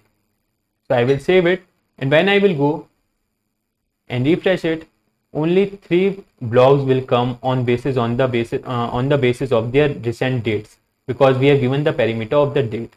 So this is just a simple list function which just give you a slice of the total list from 0 to 3. So 3 will not be counted here, only 0 index, first index and second index will be called. So we have completed our blog section. Now let's meet in the next lecture to continue. Thank you. So welcome back guys. Congratulations, we have completed much of our part. Now let's talk about some basic concepts about the database. So you have created your directory in the work folder, you can see that you may find a dbu SQLite file there. So when you will open it, so it may be possible that you may not have a proper editor for it. Like I don't have an editor, I don't know which language it is, I cannot use it. So let's talk what is the database and how does it look. So first we will understand its language. So go to the browser, just open view SQLite.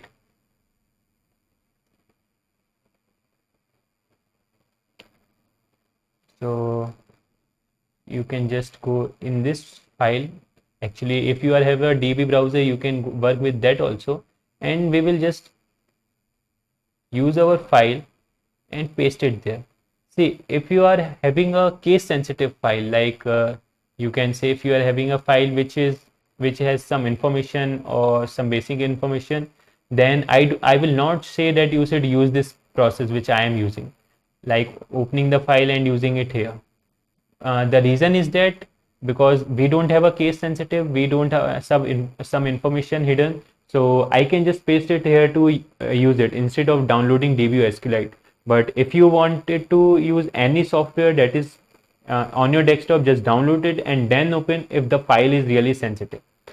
So this is our rows, the different rows that we were using, and they are all created by default by the Django when we were performing different operations like Django migrations, Django content, Django admin log, blogs, user groups, user permissions. So everything is there. And I will not say that you should go and edit the file. So never edit this file, because if you edit this file, your data may change and that data can make your website go crash. So we were just concerned about the projects that we have created. For example, we have created the portfolio project. So in the portfolio project, you can see we have created two objects. This is the first object and this is the second object. Now the first and second object, this is the ID. We have not given the ID. This was by default given by the Django, and you should not edit this ID. Technically, we can edit anything that is present in the Django, but we should not do that.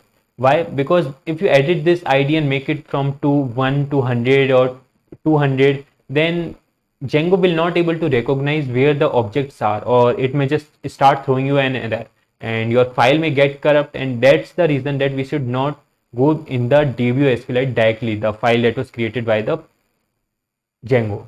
So we have created title, we have created description, we have created image, we have created URL. So somewhere we have not given the URL, somewhere we have given the URL. So you can see the information was, everything that we have done is saved here.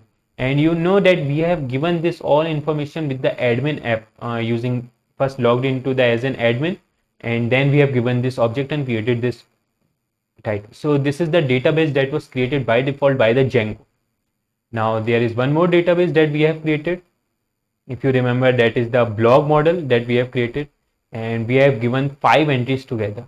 So you can see that we were having only the 3 fields, the title, date and description. The ID is by default created by the Django, and we were having different dates, and we have ordered everything on the manner of the date. So this is the database that Django is maintaining on inside our application in the DB SQLite file. Because we have not opened the file, we don't need that work. We are already using it as an user with the admin file, or becoming a super user, going to the admin, logging it, creating objects, deleting objects. So we don't need to mess with that file because it's just unknown. I just wanted to show you how does the database looks like. So as I've told you earlier also, database is a collection of tables, and inside that tables many more tables are there. Those tables are arranged in the form of rows and columns. So you can say one of our tables which are arranged in the form of a rows and columns, and every object that we create is saved here. So this is the blog folder, and there was one more folder that was the portfolio project folder. So this is all about the DBO, you can say the database. Now coming to one more thing that you may be knowing, that there are 2 types of files. The first one file is the media file, and the second file is the static file. So the media file is something that we create. For example, we upload from the computer, and when the time comes, I may bring this file down. I don't want this. I can delete this file. I can again upload a new file, and I can again delete this file. Now what happened, like here, this logo, you can see this is a static file because it is not concerned with the user. If user uploads something, if user deletes something, here we are uploading SQLite files. You can say SQL files, but here if this would be a image, like you can say a Google Photos or some image application, then they would never change their logo or want that anyone should upload their another logo and change it and then again bring it down.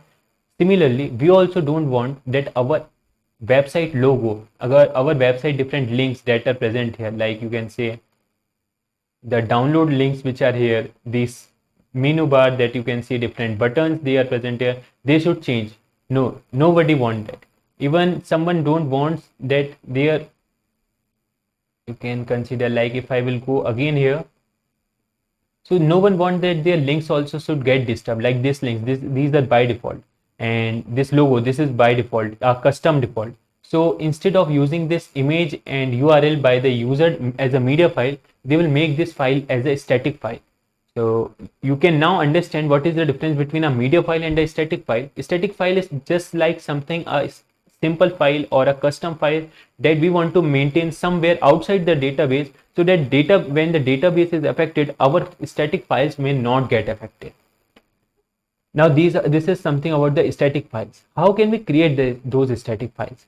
So to create those static files, all you need to go is, like for example, we are creating a static file for the portfolio. So just go to the portfolio and create a folder with the name static. Just take care that the static name remains constant. like the templates name, because this is important. Then you can create a subfolder that is the portfolio inside with the same name. It is your choice, you can change the name, and then inside that you can just create your image or your files that you want to be remain static. So it is not compulsory that it should be a URL only. I can also make my static file as a text file if I wanted to allow someone to download it, like a visiting card, like information about the website. I can I can make those files static so that the user may come anytime, he may upload and download anything that he wanted, but the custom things will remain as it is. These files and everything will remain as it is. So you can just go to the static and then add your file that you wanted to add. Now we have till now added the file, but we have not uploaded the file or not related the file with the, we have not linked our file with our template. So this is the portfolio, and in portfolio we were actually having a home.html file, and now we will link our file to the template that we are creating. So first we will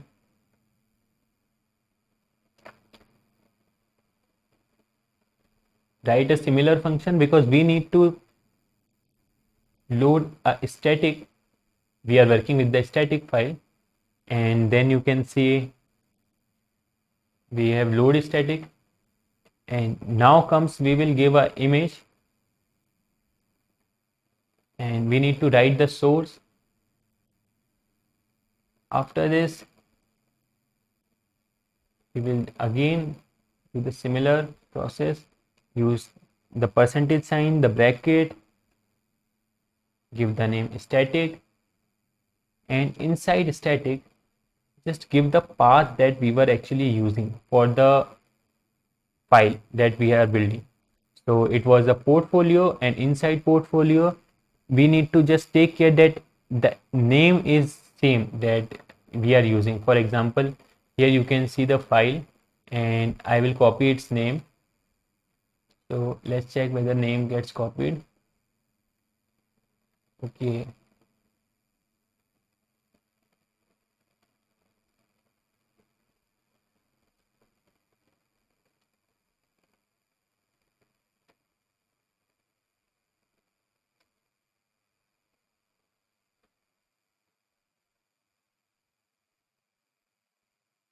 I will copy its path and then come back here.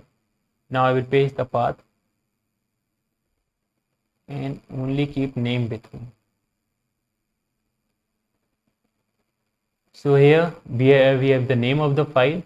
Then you will close the static, and to close the static again the same single space, then a percentage sign, then comes the bracket, then the last brackets to close, and after this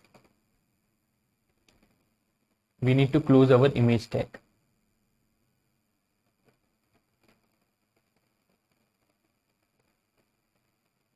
So in this manner actually we are loading our, you can say that we are loading our static file that we are using here. So we are using this static file to work, and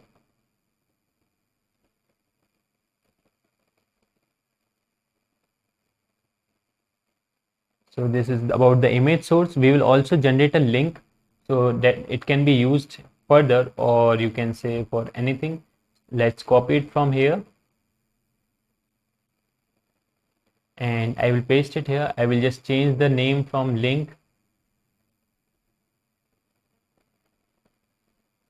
I will change this name, and you can say I can name it as description. Instead of description I can just add text here, and now I will again edit this file. So the same goes here.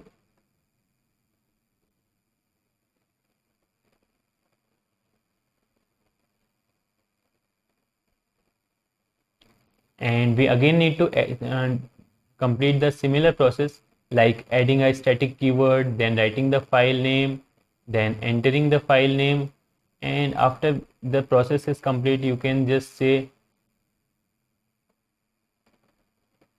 you are having a static file to build with.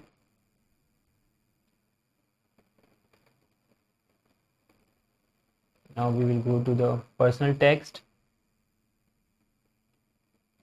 So its name is a bit simple, personal portfolio text.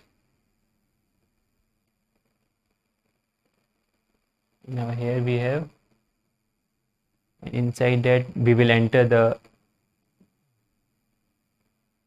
actually, yeah, so we will again give the bracket, then we will give the percentage sign, then we will give the static keyword.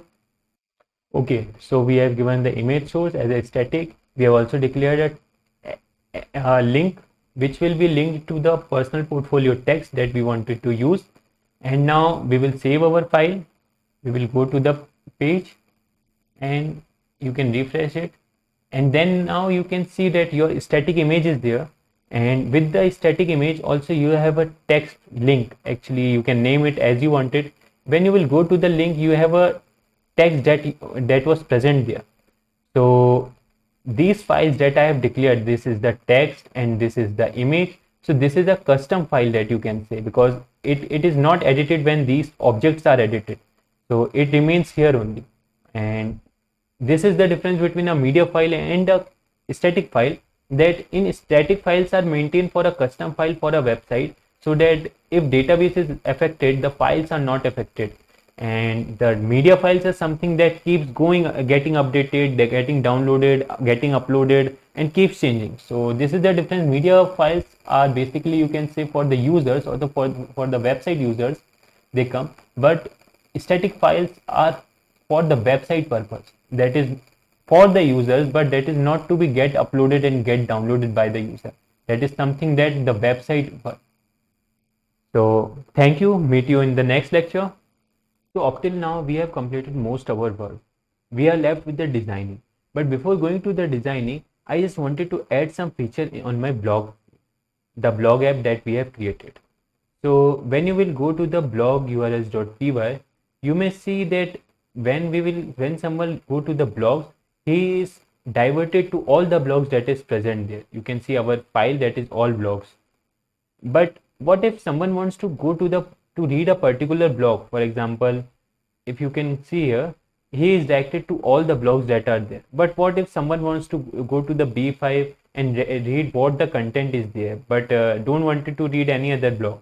Or if this block 5 content is so long that it is not displaying all over the page and he just wanted to read it fully, so that feature should be there, that how we can go to a particular blog and display them additionally. So let's start giving this feature to the website, then we will go to the designing part.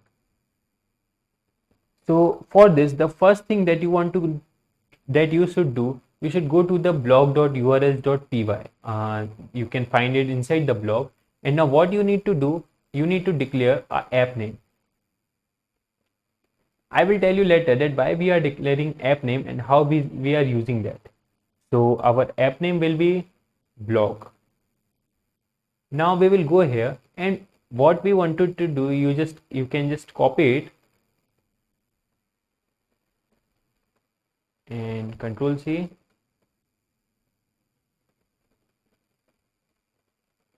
So here is our another file. So what we actually wanted to do, we just wanted to give it a project ID, like you have seen in the database that there were different IDs to different blogs. So I wanted to display a project ID with 3, and after that we just wanted to check in detail that what things are written there. So we will just view dot detail, and for detail we need a new name, or you can say the new home page. So it will be with the name detail. So we will create it afterward, but this is what we actually mean, what we are doing. We want a number 3. Now if you have written in 10 months 10 blocks per month, or you can say after every 3 or 2 days, if you have written 1 day, so there may be 100 paths declared, and for those 100 paths there will be a detail. But why we are making extra detail or making extra pages for the blogs which we have already have in our database? Means in our database all the information is there about the date, about the description, about the title. So why to make extra page every time I create a blog? So this will be a difficult task for me, that if I create a blog, I should go to the all blogs.html or my blog application, then the file that detail file that I wanted, and then I should edit it to create a new detail file and upload it so that the user can get diverted. So this is just a very tough work for us, and if it he is someone a user is using it, so it will be very difficult to for him to do this. So the solution for it is not adding 3, but instead using the blog id. So blog id is of int, and we will just write blog id. So here it will work. Why? Because every blog has a blog ID. So we can just display a blog instead of making different URLs. So in just a single statement, we can do this. Now to make our blog ID work, all you need to go is create a function. So we will go here. We just need to import a new file, that is get underscore object or 404. So what this function or this library do, if there is the object, it will get it. But if there is not that object, so it will just show us a 404 error. And that is the error that you always found when there is not a website. It says that the page not found. So this is actually the 404 error, that is the page does not exist. And we need to make a new function for it, a new function for the detail. So this detail function, if you have created different paths for the different things, so there may be 100 detail functions, that will be detail 1, detail 2, detail 3, and 100 of HTML pages detail, and your data would be multiplied to the with the 100. So we are saving so much of data just with a single function that is given by us by the Django, that is the project ID, and we are using it to actually make things work. So with detail, we will just give the parameter request comma blog underscore id. So these are the parameters that we are using in our detail function. All we need to go is create a variable blog and use the function get object, and now again it also has its inner parameter, and its parameter blog, the file that we have created, and pk. So pk is actually a primary key, you can say, and the pk will be equals to blog underscore id. So we have created a function blog because we are just doing the same thing, creating a blog function and then extracting the data and showing to the users. So after this we will return render, and with render we will return request comma blog comma detail.html. So we will be creating a home page detail which on which we will be extracting everything, and after this again blog and the variable blog. So we have declared the key. So many people would be thinking that instead of writing this function, we may have written like this: Control C, Control V, and instead of blog, we would have written the blog ID, blog underscore ID, and here in the detail folder that I am just declaring, that I am going to declare, I would have given the variable ID. So here would be ID. So this thing can come to your mind. Instead of writing all this, we can just do these two simple things, that why we are having a blog ID variable. So in the detail, inside the detail page, we can just give this variable and it will. So if you are really thinking this, that means you are working with me and just trying to grasp everything that I am telling. So if you will do this, you will actually get only the ID number. For example, if you will type here ID in this page, you will get the number like 1, 2, 3, 4, anything, or any number that is requested, whether it exists or not. Like if you have requested for the 3000, it will come here 3000, no matter if it exists or does not exist. So this is the reason we are using a 404 error, that if it does not exist, we will not show that to the user.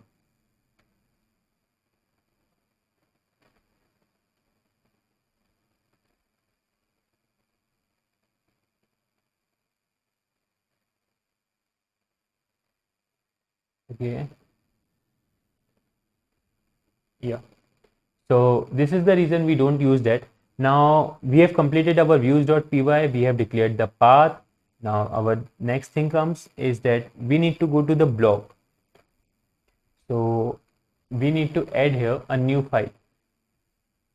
Just click on blog and add a new file, and we have named it as detail.html.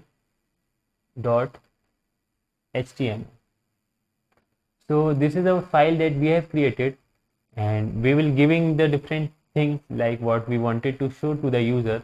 For example, blog.title, blog.title, you can just use it. We are having a key. So currently we are only working that how things will work. So we are checking that how actually blog will work. So we will leave it here and update it afterwards. Now we will go to the all blogs HTML, and what we need to do here, we need to declare it as a tag. So we will go here, we will use the anchor tag, and we will make it a tag so that user can go where he wanted. So again we will be writing URL blog detail.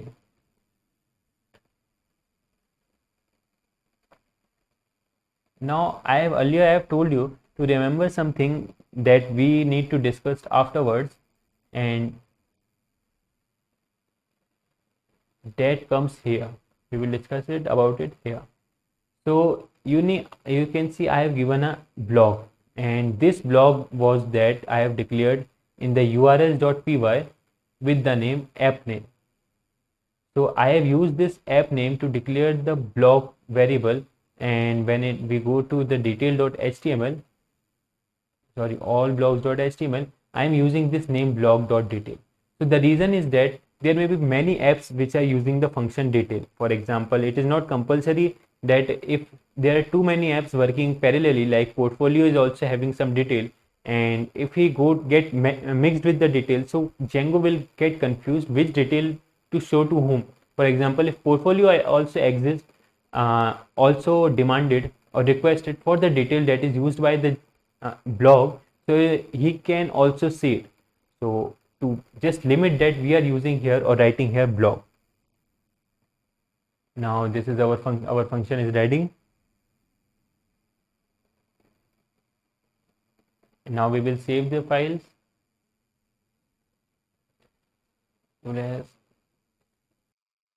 So we have completed everything here.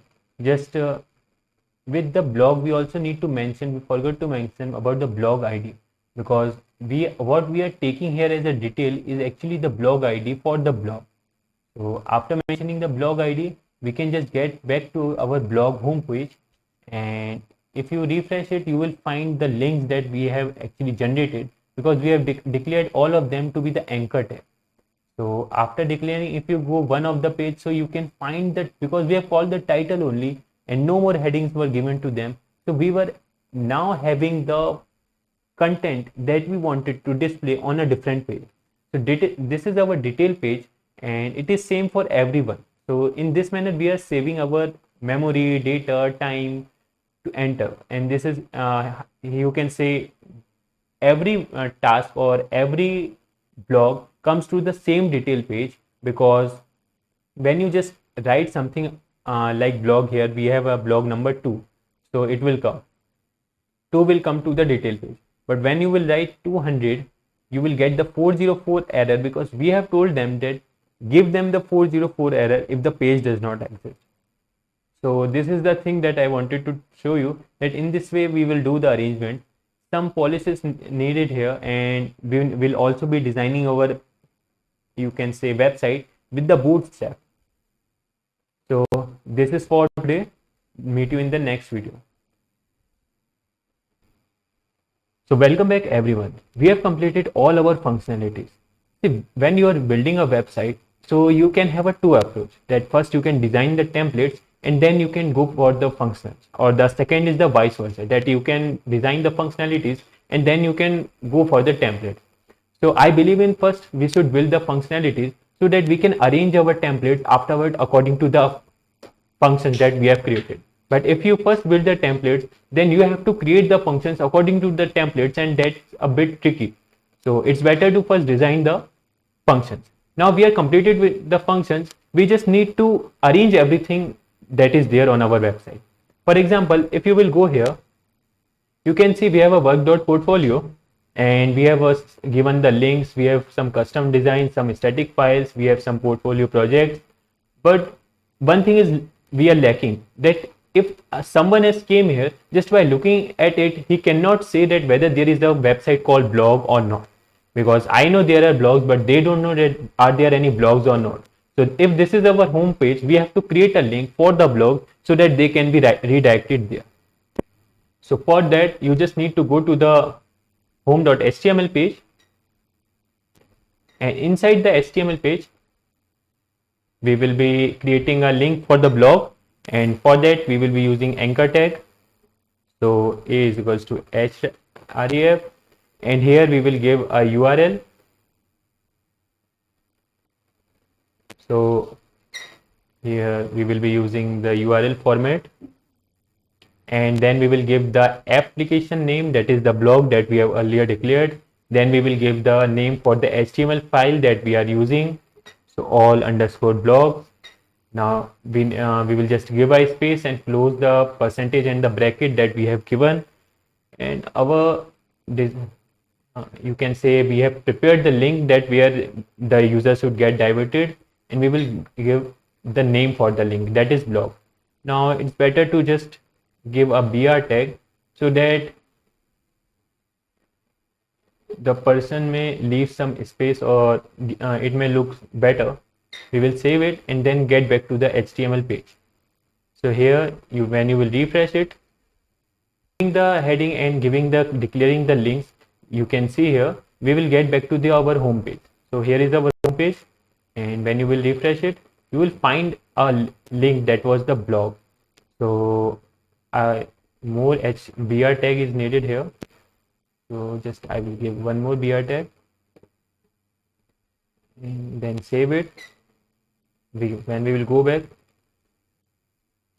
so you can see this is our blog. So if someone has come to someone just visit our home page, he can also find a section. Okay, so they have created some blogs also that they wanted. So you can see they will able to see the blogs. Now that's good. After this, we also want that the blog number should be come. For example, again considering that you have created 10 blogs in 10 months, you are having 100 blogs. But if you want to display all the blogs or just the blogs number, because no one knows that, okay, they will think that we have only created the 3 blogs. So it's better to show all the 100 blogs, because now we are having a different page for the different blogs if they want to visit. So the blogs number should be created here, because if you are having a large number of blog sections here, and that is the genuine blogs here, so it will just give a good impression to the viewers that there are so many blogs, and they can just find out which blog is related to their interest. So this is about the blogs. Now to do this, we just need to go to the blog.html page, or you can say the all blogs page that we have created here. Now we will go in this page, and here I just need to give the blog number. So for that, in the custom only, I will give a heading h2, and inside h2 I will just declare there are, now I will mention the blog count. So blog dot count, and here we will mention the number. So this blogs dot count, actually it will return the number that we wanted.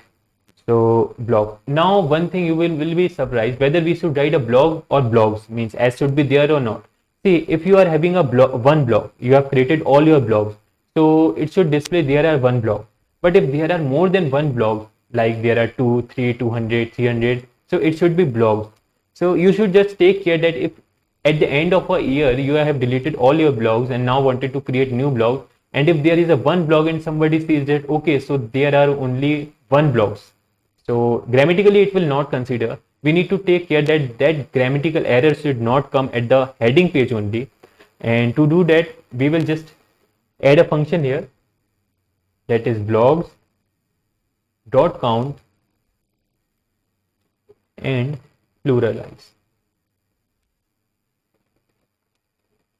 So what will happen if there are blog.count comes under the plural, means it's more than one.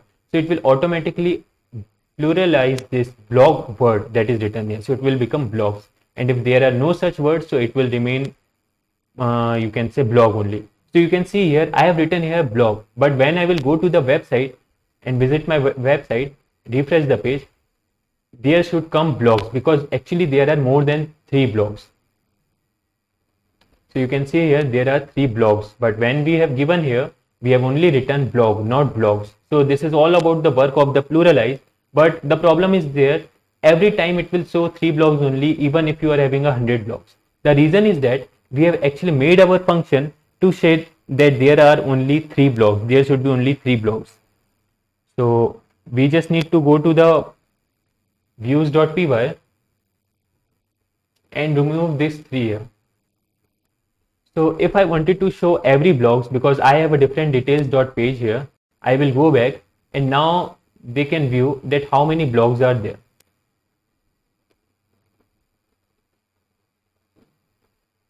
So you can see we have created 5 blogs and now it is showing me us the 5 blogs that were created.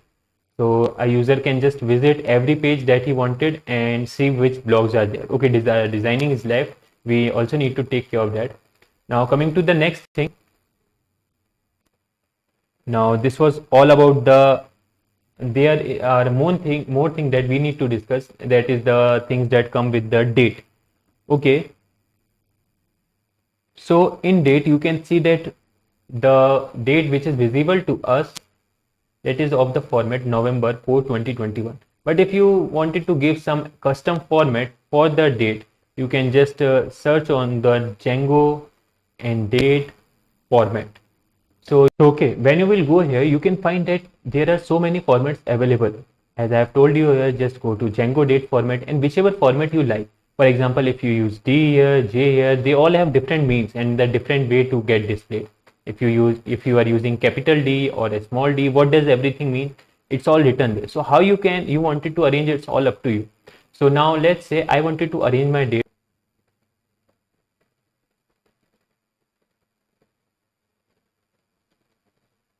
Now coming to the next thing, that is about the description. So how to change the description, means what is like written here. If you will go to the page. So we were talking about the description, that how we can just describe what we are doing. So you can see here we have the description. This is the block 5. Now if this description is too large, like you can say we will go to the admin page and just try to make the description a very large one. Like for it I need to log in here. I will select you can say I will select which type of description I want. Okay. So I only need to add the description and just wanted to show you how you can just change the description according to your need. So we will log in here.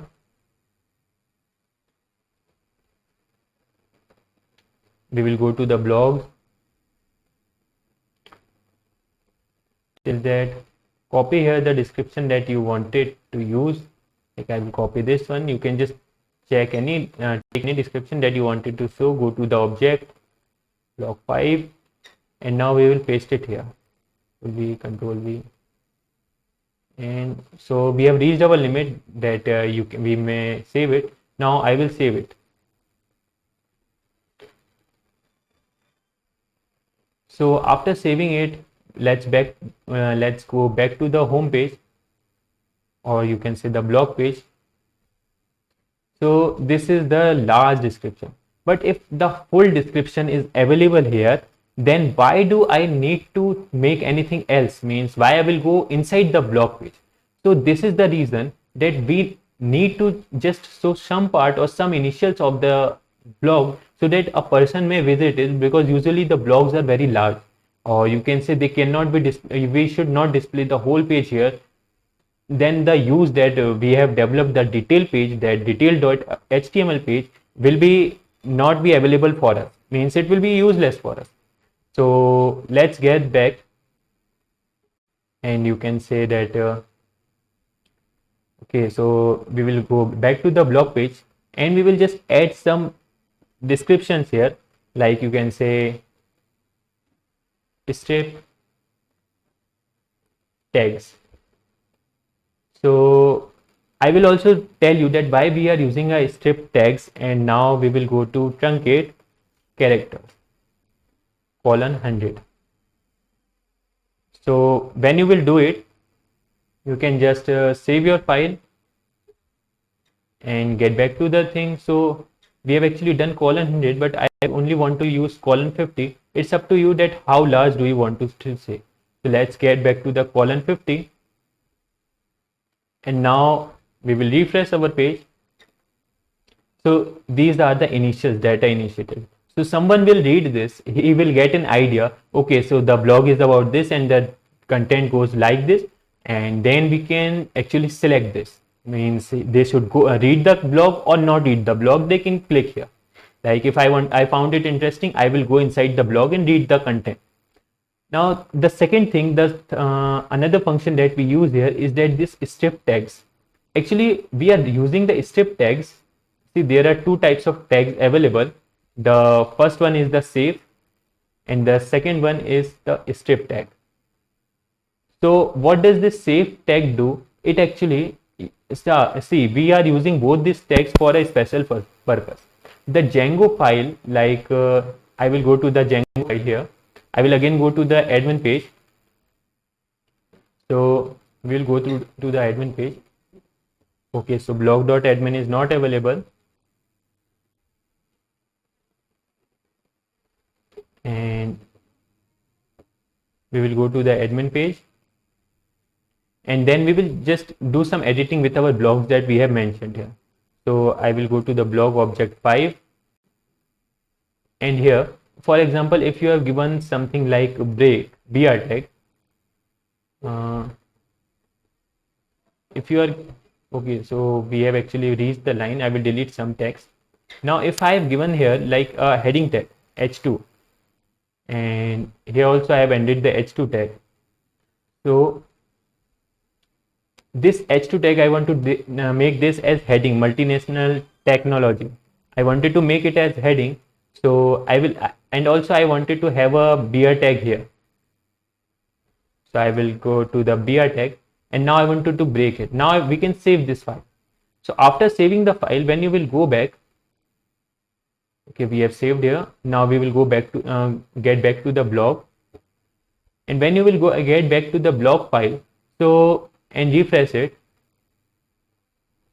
the text is too less, it's not visible. We will again get back and just put it in the beginning only, the HR tag. So the thing is that Django cannot understand the Python, this HTML file language. For example, if here is h2, it will show us directly the h2 instead of parsing the file. So what we can do here, we will go to the blog, and now when you will see, nothing is visible to us. We have given the h2, but it is not given to us or not shown to us. So here two functions are working. If you are using strip tags, it will not show you the h2 tags, and will not show you the effect also. Means no effect and no description about the h2 tag. If you are using a save here, so it will show you the effect of the h2 tag, means it will come under the heading but will not show you the h2 tag. And if you are not using anything like no strip tags, no save tag, so it will directly give you the h2 tag that we were using. Like if I remove this strip tags, here we go and save this, so you can see that our Django file will be saved, and refresh it, so you can see the h2 tag came. This is the reason why we are using this strip tag. We don't want to show its effect. We just don't want to show the effect also and not the tag also. But we want to show it when we are inside the details.html page. For example, if I am here, I wanted to show the HTML effects like heading, break line. So here I will use the save. But here I just wanted to only show them the starting contents. I don't want to show them the break line, the heading, anything. So here I will go directly. So this is just how does the functions work. Now we will go to the detail.html and now design this page. So first of all, we will bring it inside the heading tag. For example, I will bring it as heading and paste it here. Now this is our title. The next thing comes the date. So we will just write the date inside the h2 tag. And to write the date, I will just go with a different format, that is you can see find it everywhere, and use the blog dot date. And now we will end of this, and we will again just give this arrow. So many times if it is visible there, in many websites they use this way, so we are also following them. It looks more attractive. And now we will go with the blog dot description and save. So we will save it. Now I will get back to the home page, and now here I have used step text, so no h2 text comes. But if I will go inside, you can see the heading tag came, the blog line tag came, and everything came under the heading tag only. So we have not given it directly, I just wanted to show. So here by using the save tag, our every content HTML is working with the HTML tags. Now this was about the detail.html. One more thing, for example, if you go to the admin, that is admin dot, okay, so just admin is enough, no need for the blog. If we will go to the admin page and go to the projects, now they are showing me project object 1, project object 2. If there are 100 projects and I wanted to search something like which matches to the heading of the project object, that is the second project.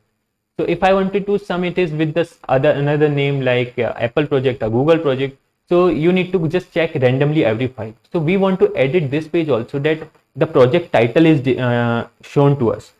And to do that, we will go back to the, okay, so to do this, all we need to do is go to the models.py file, and here we will add a function, that is define str. So when you will add a function here, define str, and we will return, we only want to return cell.title. So if we will return this in str, and I don't think we will be needing this, so we will remove it. It should come outside the class. So let's check it, that how the things are working. So actually when you will use this, it will show you, when you will use this, it will show you the name. It should show you the name of the project. So here we go.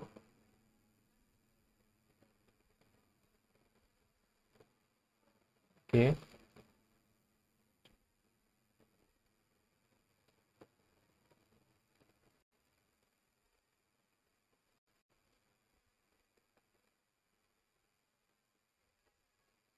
Okay, so the reason is actually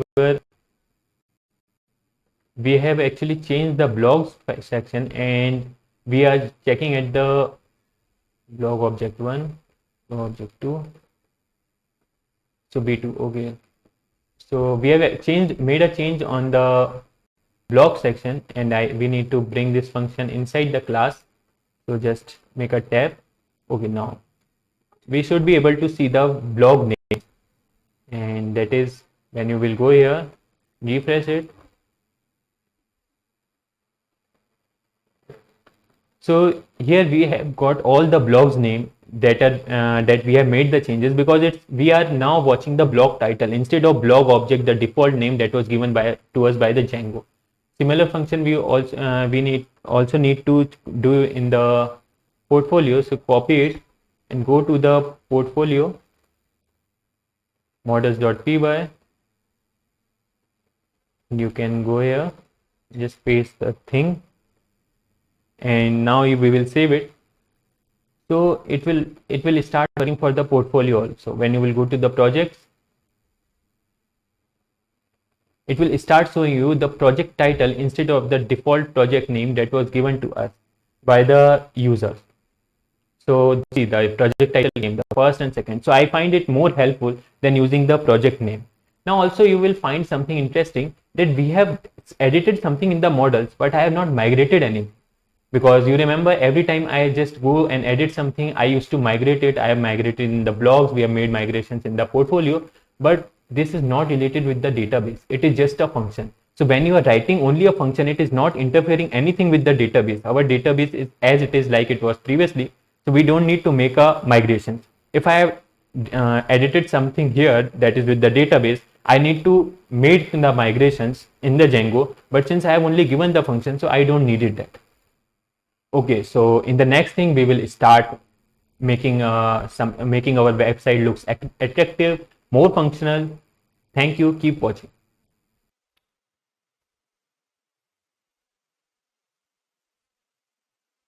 Okay, so welcome back again. We have discussed something about the functionalities. Now we were left with the designing. We have edited some functionalities like we have added the block text there, we have added the links, we have just added dates also. We have also discussed about the save and the start trips that we have used in the last module. Now this is in here we will concentrate only on the designing part. So if you will just have a look at my website, you can see I have a nav bar here, that is the navigation bar. My text is also different from the last one. Previously they were not the well arranged and that does not look systematic, but here you can see the text is different, the text font is different, and I have a new website. Also you can just look at it, there is again a nav bar, and so you can see the text font is also different. This is all about the template designing. We have just edited the templates and used them. So for example, if we go to the home.html page, here you can say that this is the template that we need to use it to just make the visible the nav bar, and also you can say to edit the font. So this is for editing the font, and here from the body part here, this is for the nav bar, that is the navigation bar that we were watching. And we need to write from here our code starts, that is the work portfolio you can see, and here our code ends, which was previously there. And you may think that this coding may take more than an hour for you, because every time you just need to write the codes and there may be some errors, there may be some changes, there may be some editing, and similarly you also have to do with this for the allblocks.html. But we will not going to code any single word. All we need to do is just go to the Google and you can search here as a getbootstrap.com. So if you will just search here with the name Bootstrap, you will get a website. Then you can go to the get started, and then we will get the starting template. This is the starter template. So you can just copy it here, the starter template. This is your starter template. You can copy it here and then you can paste it on your website. So I have pasted here, I have already pasted it to show you. And inside the body part, you can see after the body tag, you just need to edit your text or just paste your tag that you have created. So you need to just bring it inside your body tag, and this is it. Now for the navigation bar, again you need to go to the get bootstrap. You need to search something like nav bar. When you will go inside the navigation bar, again there is a template. This time this template a bit larger one. All you need to do the same thing, copy it, but this time you don't need to paste it on the above. You need to paste the nav bar. You can see here we have pasted it between the body and after the body and before our work started. So this is the nav bar that we originally copied and pasted it here. So after you paste this, save your file, and when you will go to the page here, you can see your home page and you will have a navigation bar with you. Your font will be different, and here from our designing goes. So this is the beauty of the ready-made template. You can just use them, make them, copy them, edit them if you like, and you will get something very designable and better than what we have. Because previously we have a very dull website and it's of no use if a good design is not there. So this is about the navigation bar and the work portfolio. Also, you need to do the same for the allblocks.html. So again, this is our text that we have, this is our code that we have written before. Now below it, we have brought this code inside the body part, and inside the body part we also brought the navigation tag code that we have copied it from the bootstrap, and we have edited here after the body above the code that we have written. And after this, when you will go to your page, save your file, and when you will go to the blog section which we have created, you can see this is something looked amazing. This is, I can say that this is the beginning of a website that we wanted, because previously we were just having the functionalities, but we were not having something called attractive, which can catch the attention of the viewers, that someone is viewing it, so he should get the interest to look at it. Oh, it's really wonderful, there are different sections, there are all the links working, there are different techniques, in different techniques the dates are present, and inside that it looks good. So but then again an error comes. For example, using bootstrap template, we have saved much of our time. Like instead of writing code for just you can consider half an hour, 1 hour code, we have just used it, copied it and pasted it here. That's it. But still, if I want to go back to my website, then here when you can see, I don't want link here. I have already linked, you can say here I have generated links, made the title as the link only, so I don't want link. I want about to become here. Now from here the problem arises that if I wanted to make it about, I need to go to the allblocks.html, make that about. I need to go to the home.html, make that about, then copy it. Then if there are more pages like detail.html which we have not edited yet, copy. I need to edit it there. I have not edited template in this page because I wanted to show you how you can add a template using a different way. So that is the smarter way you can do it. Basically, you can think that both the pages have the same templates, and if 5 more pages would be there, they also would have same template. So why we are writing or pasting template again and again? Because if I want to edit a template, I need to go to the every page, just change the link to about. So if there are 5 to 7 pages, it would take me around half an hour to do that. So instead of that, I will just do one thing. We will go to the portfolio and templates. Inside portfolio, I have created a file called base.html. Now this file, it is not compulsory that the name should be a base.html, but what we are doing, we are making a base template. The base template is that our template would be here, and all these files like detail.html, allblock, home.html, they will copy this template from here. So if you edited something here, it will be shown or reflected in all these 3 files. So instead of editing it 3 times, we only need to edit it once. So now how to create, just you can go to the portfolio and create a file base.html. Then you need to copy the starter template code.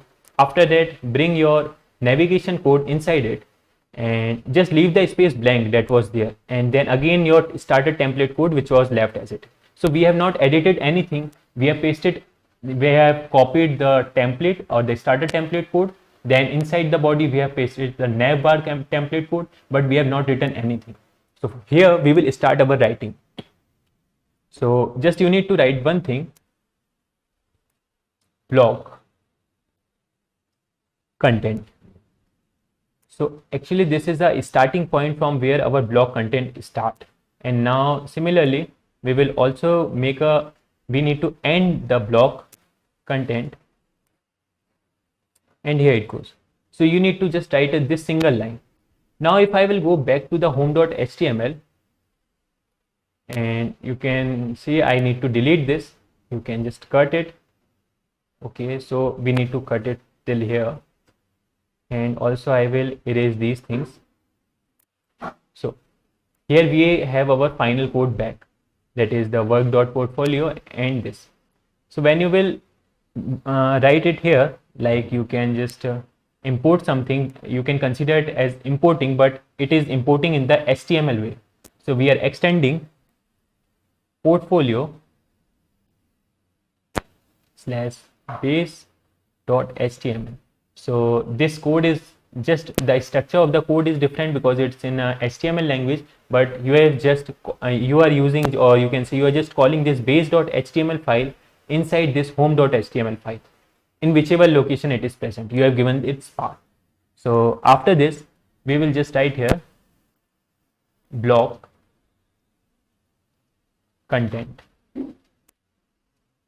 So now you have written here block content. We will also write a similar thing for the end block.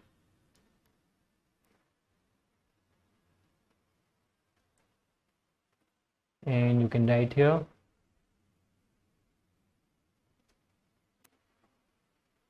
end block. So we have written the end block. Let's check here in the base.html. Yeah, end block content. So you need to just save it. When you will get back to your home page, and we have only edited for the home page currently, made a base template for the home page. So okay, instead of using extending, you can use extend, because extend actually work well with the HTML files. So when we will go back to our home page and refresh it, you can see nothing changes. Why? Because our template is as it is. So what is happening when you will go to the base.html, it will start reading the file from above as doc type HTML and everything will be here. Then it will say that search for the block content, and there is a end block also. So between this block content and end block, there should be something. Now when home.html will call this file, and instead of as a block.content, it will give this content, and it will give till here, because after end block will come.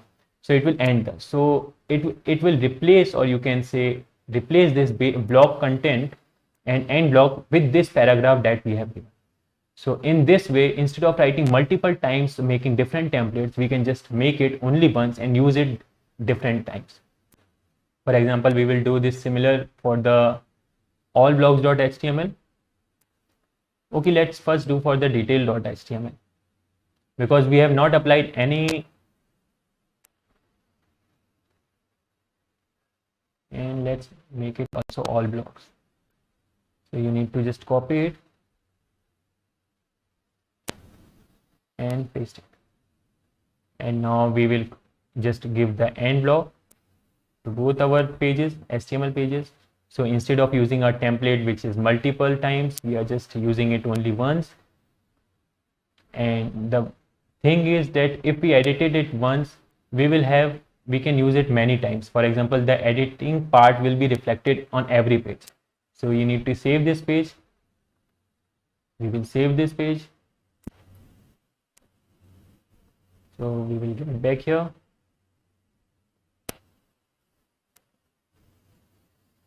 And refresh it. Now you can go to the blog. So here the same thing comes, the same template is applied. When you will go inside it, you can say the same template is applied. Previously there was no template, but now there is a template that we are using. Now this is all about the designing, but we have not completed our part. We were discussing that we don't want this link here. So what we can do, we will just go to the base.html page, which has all our templates. You need to search for the link part, and so we only need a link. It's home here. So here is it. We will just change this to about and save it. So when you will just refresh your page, you can see the link is changed to home, but the link is changed to about, and it is reflected in every part, everywhere. If you will refresh it, this is about. And if you will go inside blog, inside v5, here also you can see the about. So we are using templates and working smartly to save our time. And after that also we are using a base template, means first we have copied the templates, but after that we are using a base template so that it is reflected everywhere, and we can easily save our time. I have told you all the ways that are possible. For example, you can go directly give the templates. If you want a different template here, like I want a different template for all blogs, but for portfolio I want a different template, I can do that also. I will go directly. But if I want a basic template for all of them, then I can go for the base.html. So just in the next thing, we will be just working with the features of the Bootstrap, some more features, some more designing part, and then our website will be all ready to set. Guys, first of all, I wanted to congratulate that you have successfully built your own application and your own website, what I can say. Here you have different features. You can add projects. I have told you. You can also add your blogs completely. These are everything is working. You can showcase your blogs if you want to read it. If you want to edit something in the blogs, like the number of blogs that are displayed, you can do it in just a list. Now the second thing comes, you can just go to the Bootstrap,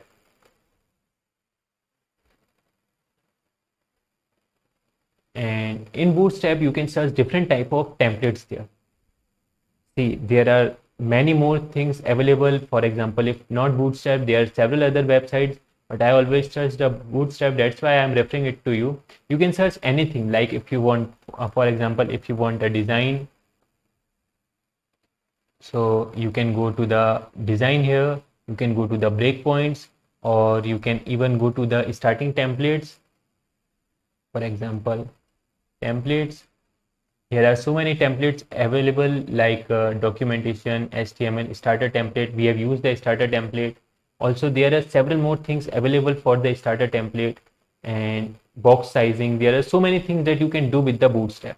Also, you can just, what you can do here is your navigation bar, but these buttons doesn't work. For example, as we have made a new HTML file, when we click here, you can similarly make HTML file for this and design your own buttons. For example, if you want to do home, you want to display about. If you want to edit something like a drop down and anything, you can just give to the menu. You can even go to for the search options, that whatever you want to search, you can go for the search here.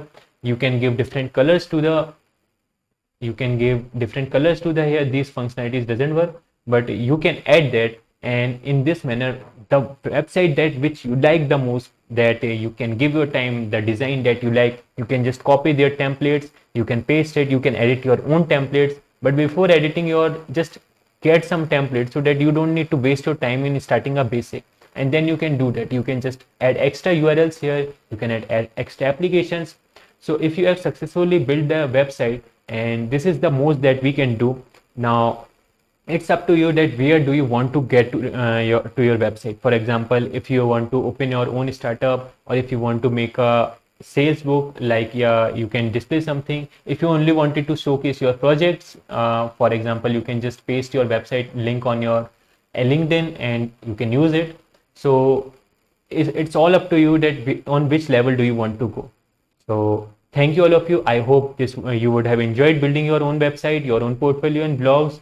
Just keep editing, keep learning new things. It will be really helpful for your career. So thank you. Meet you again.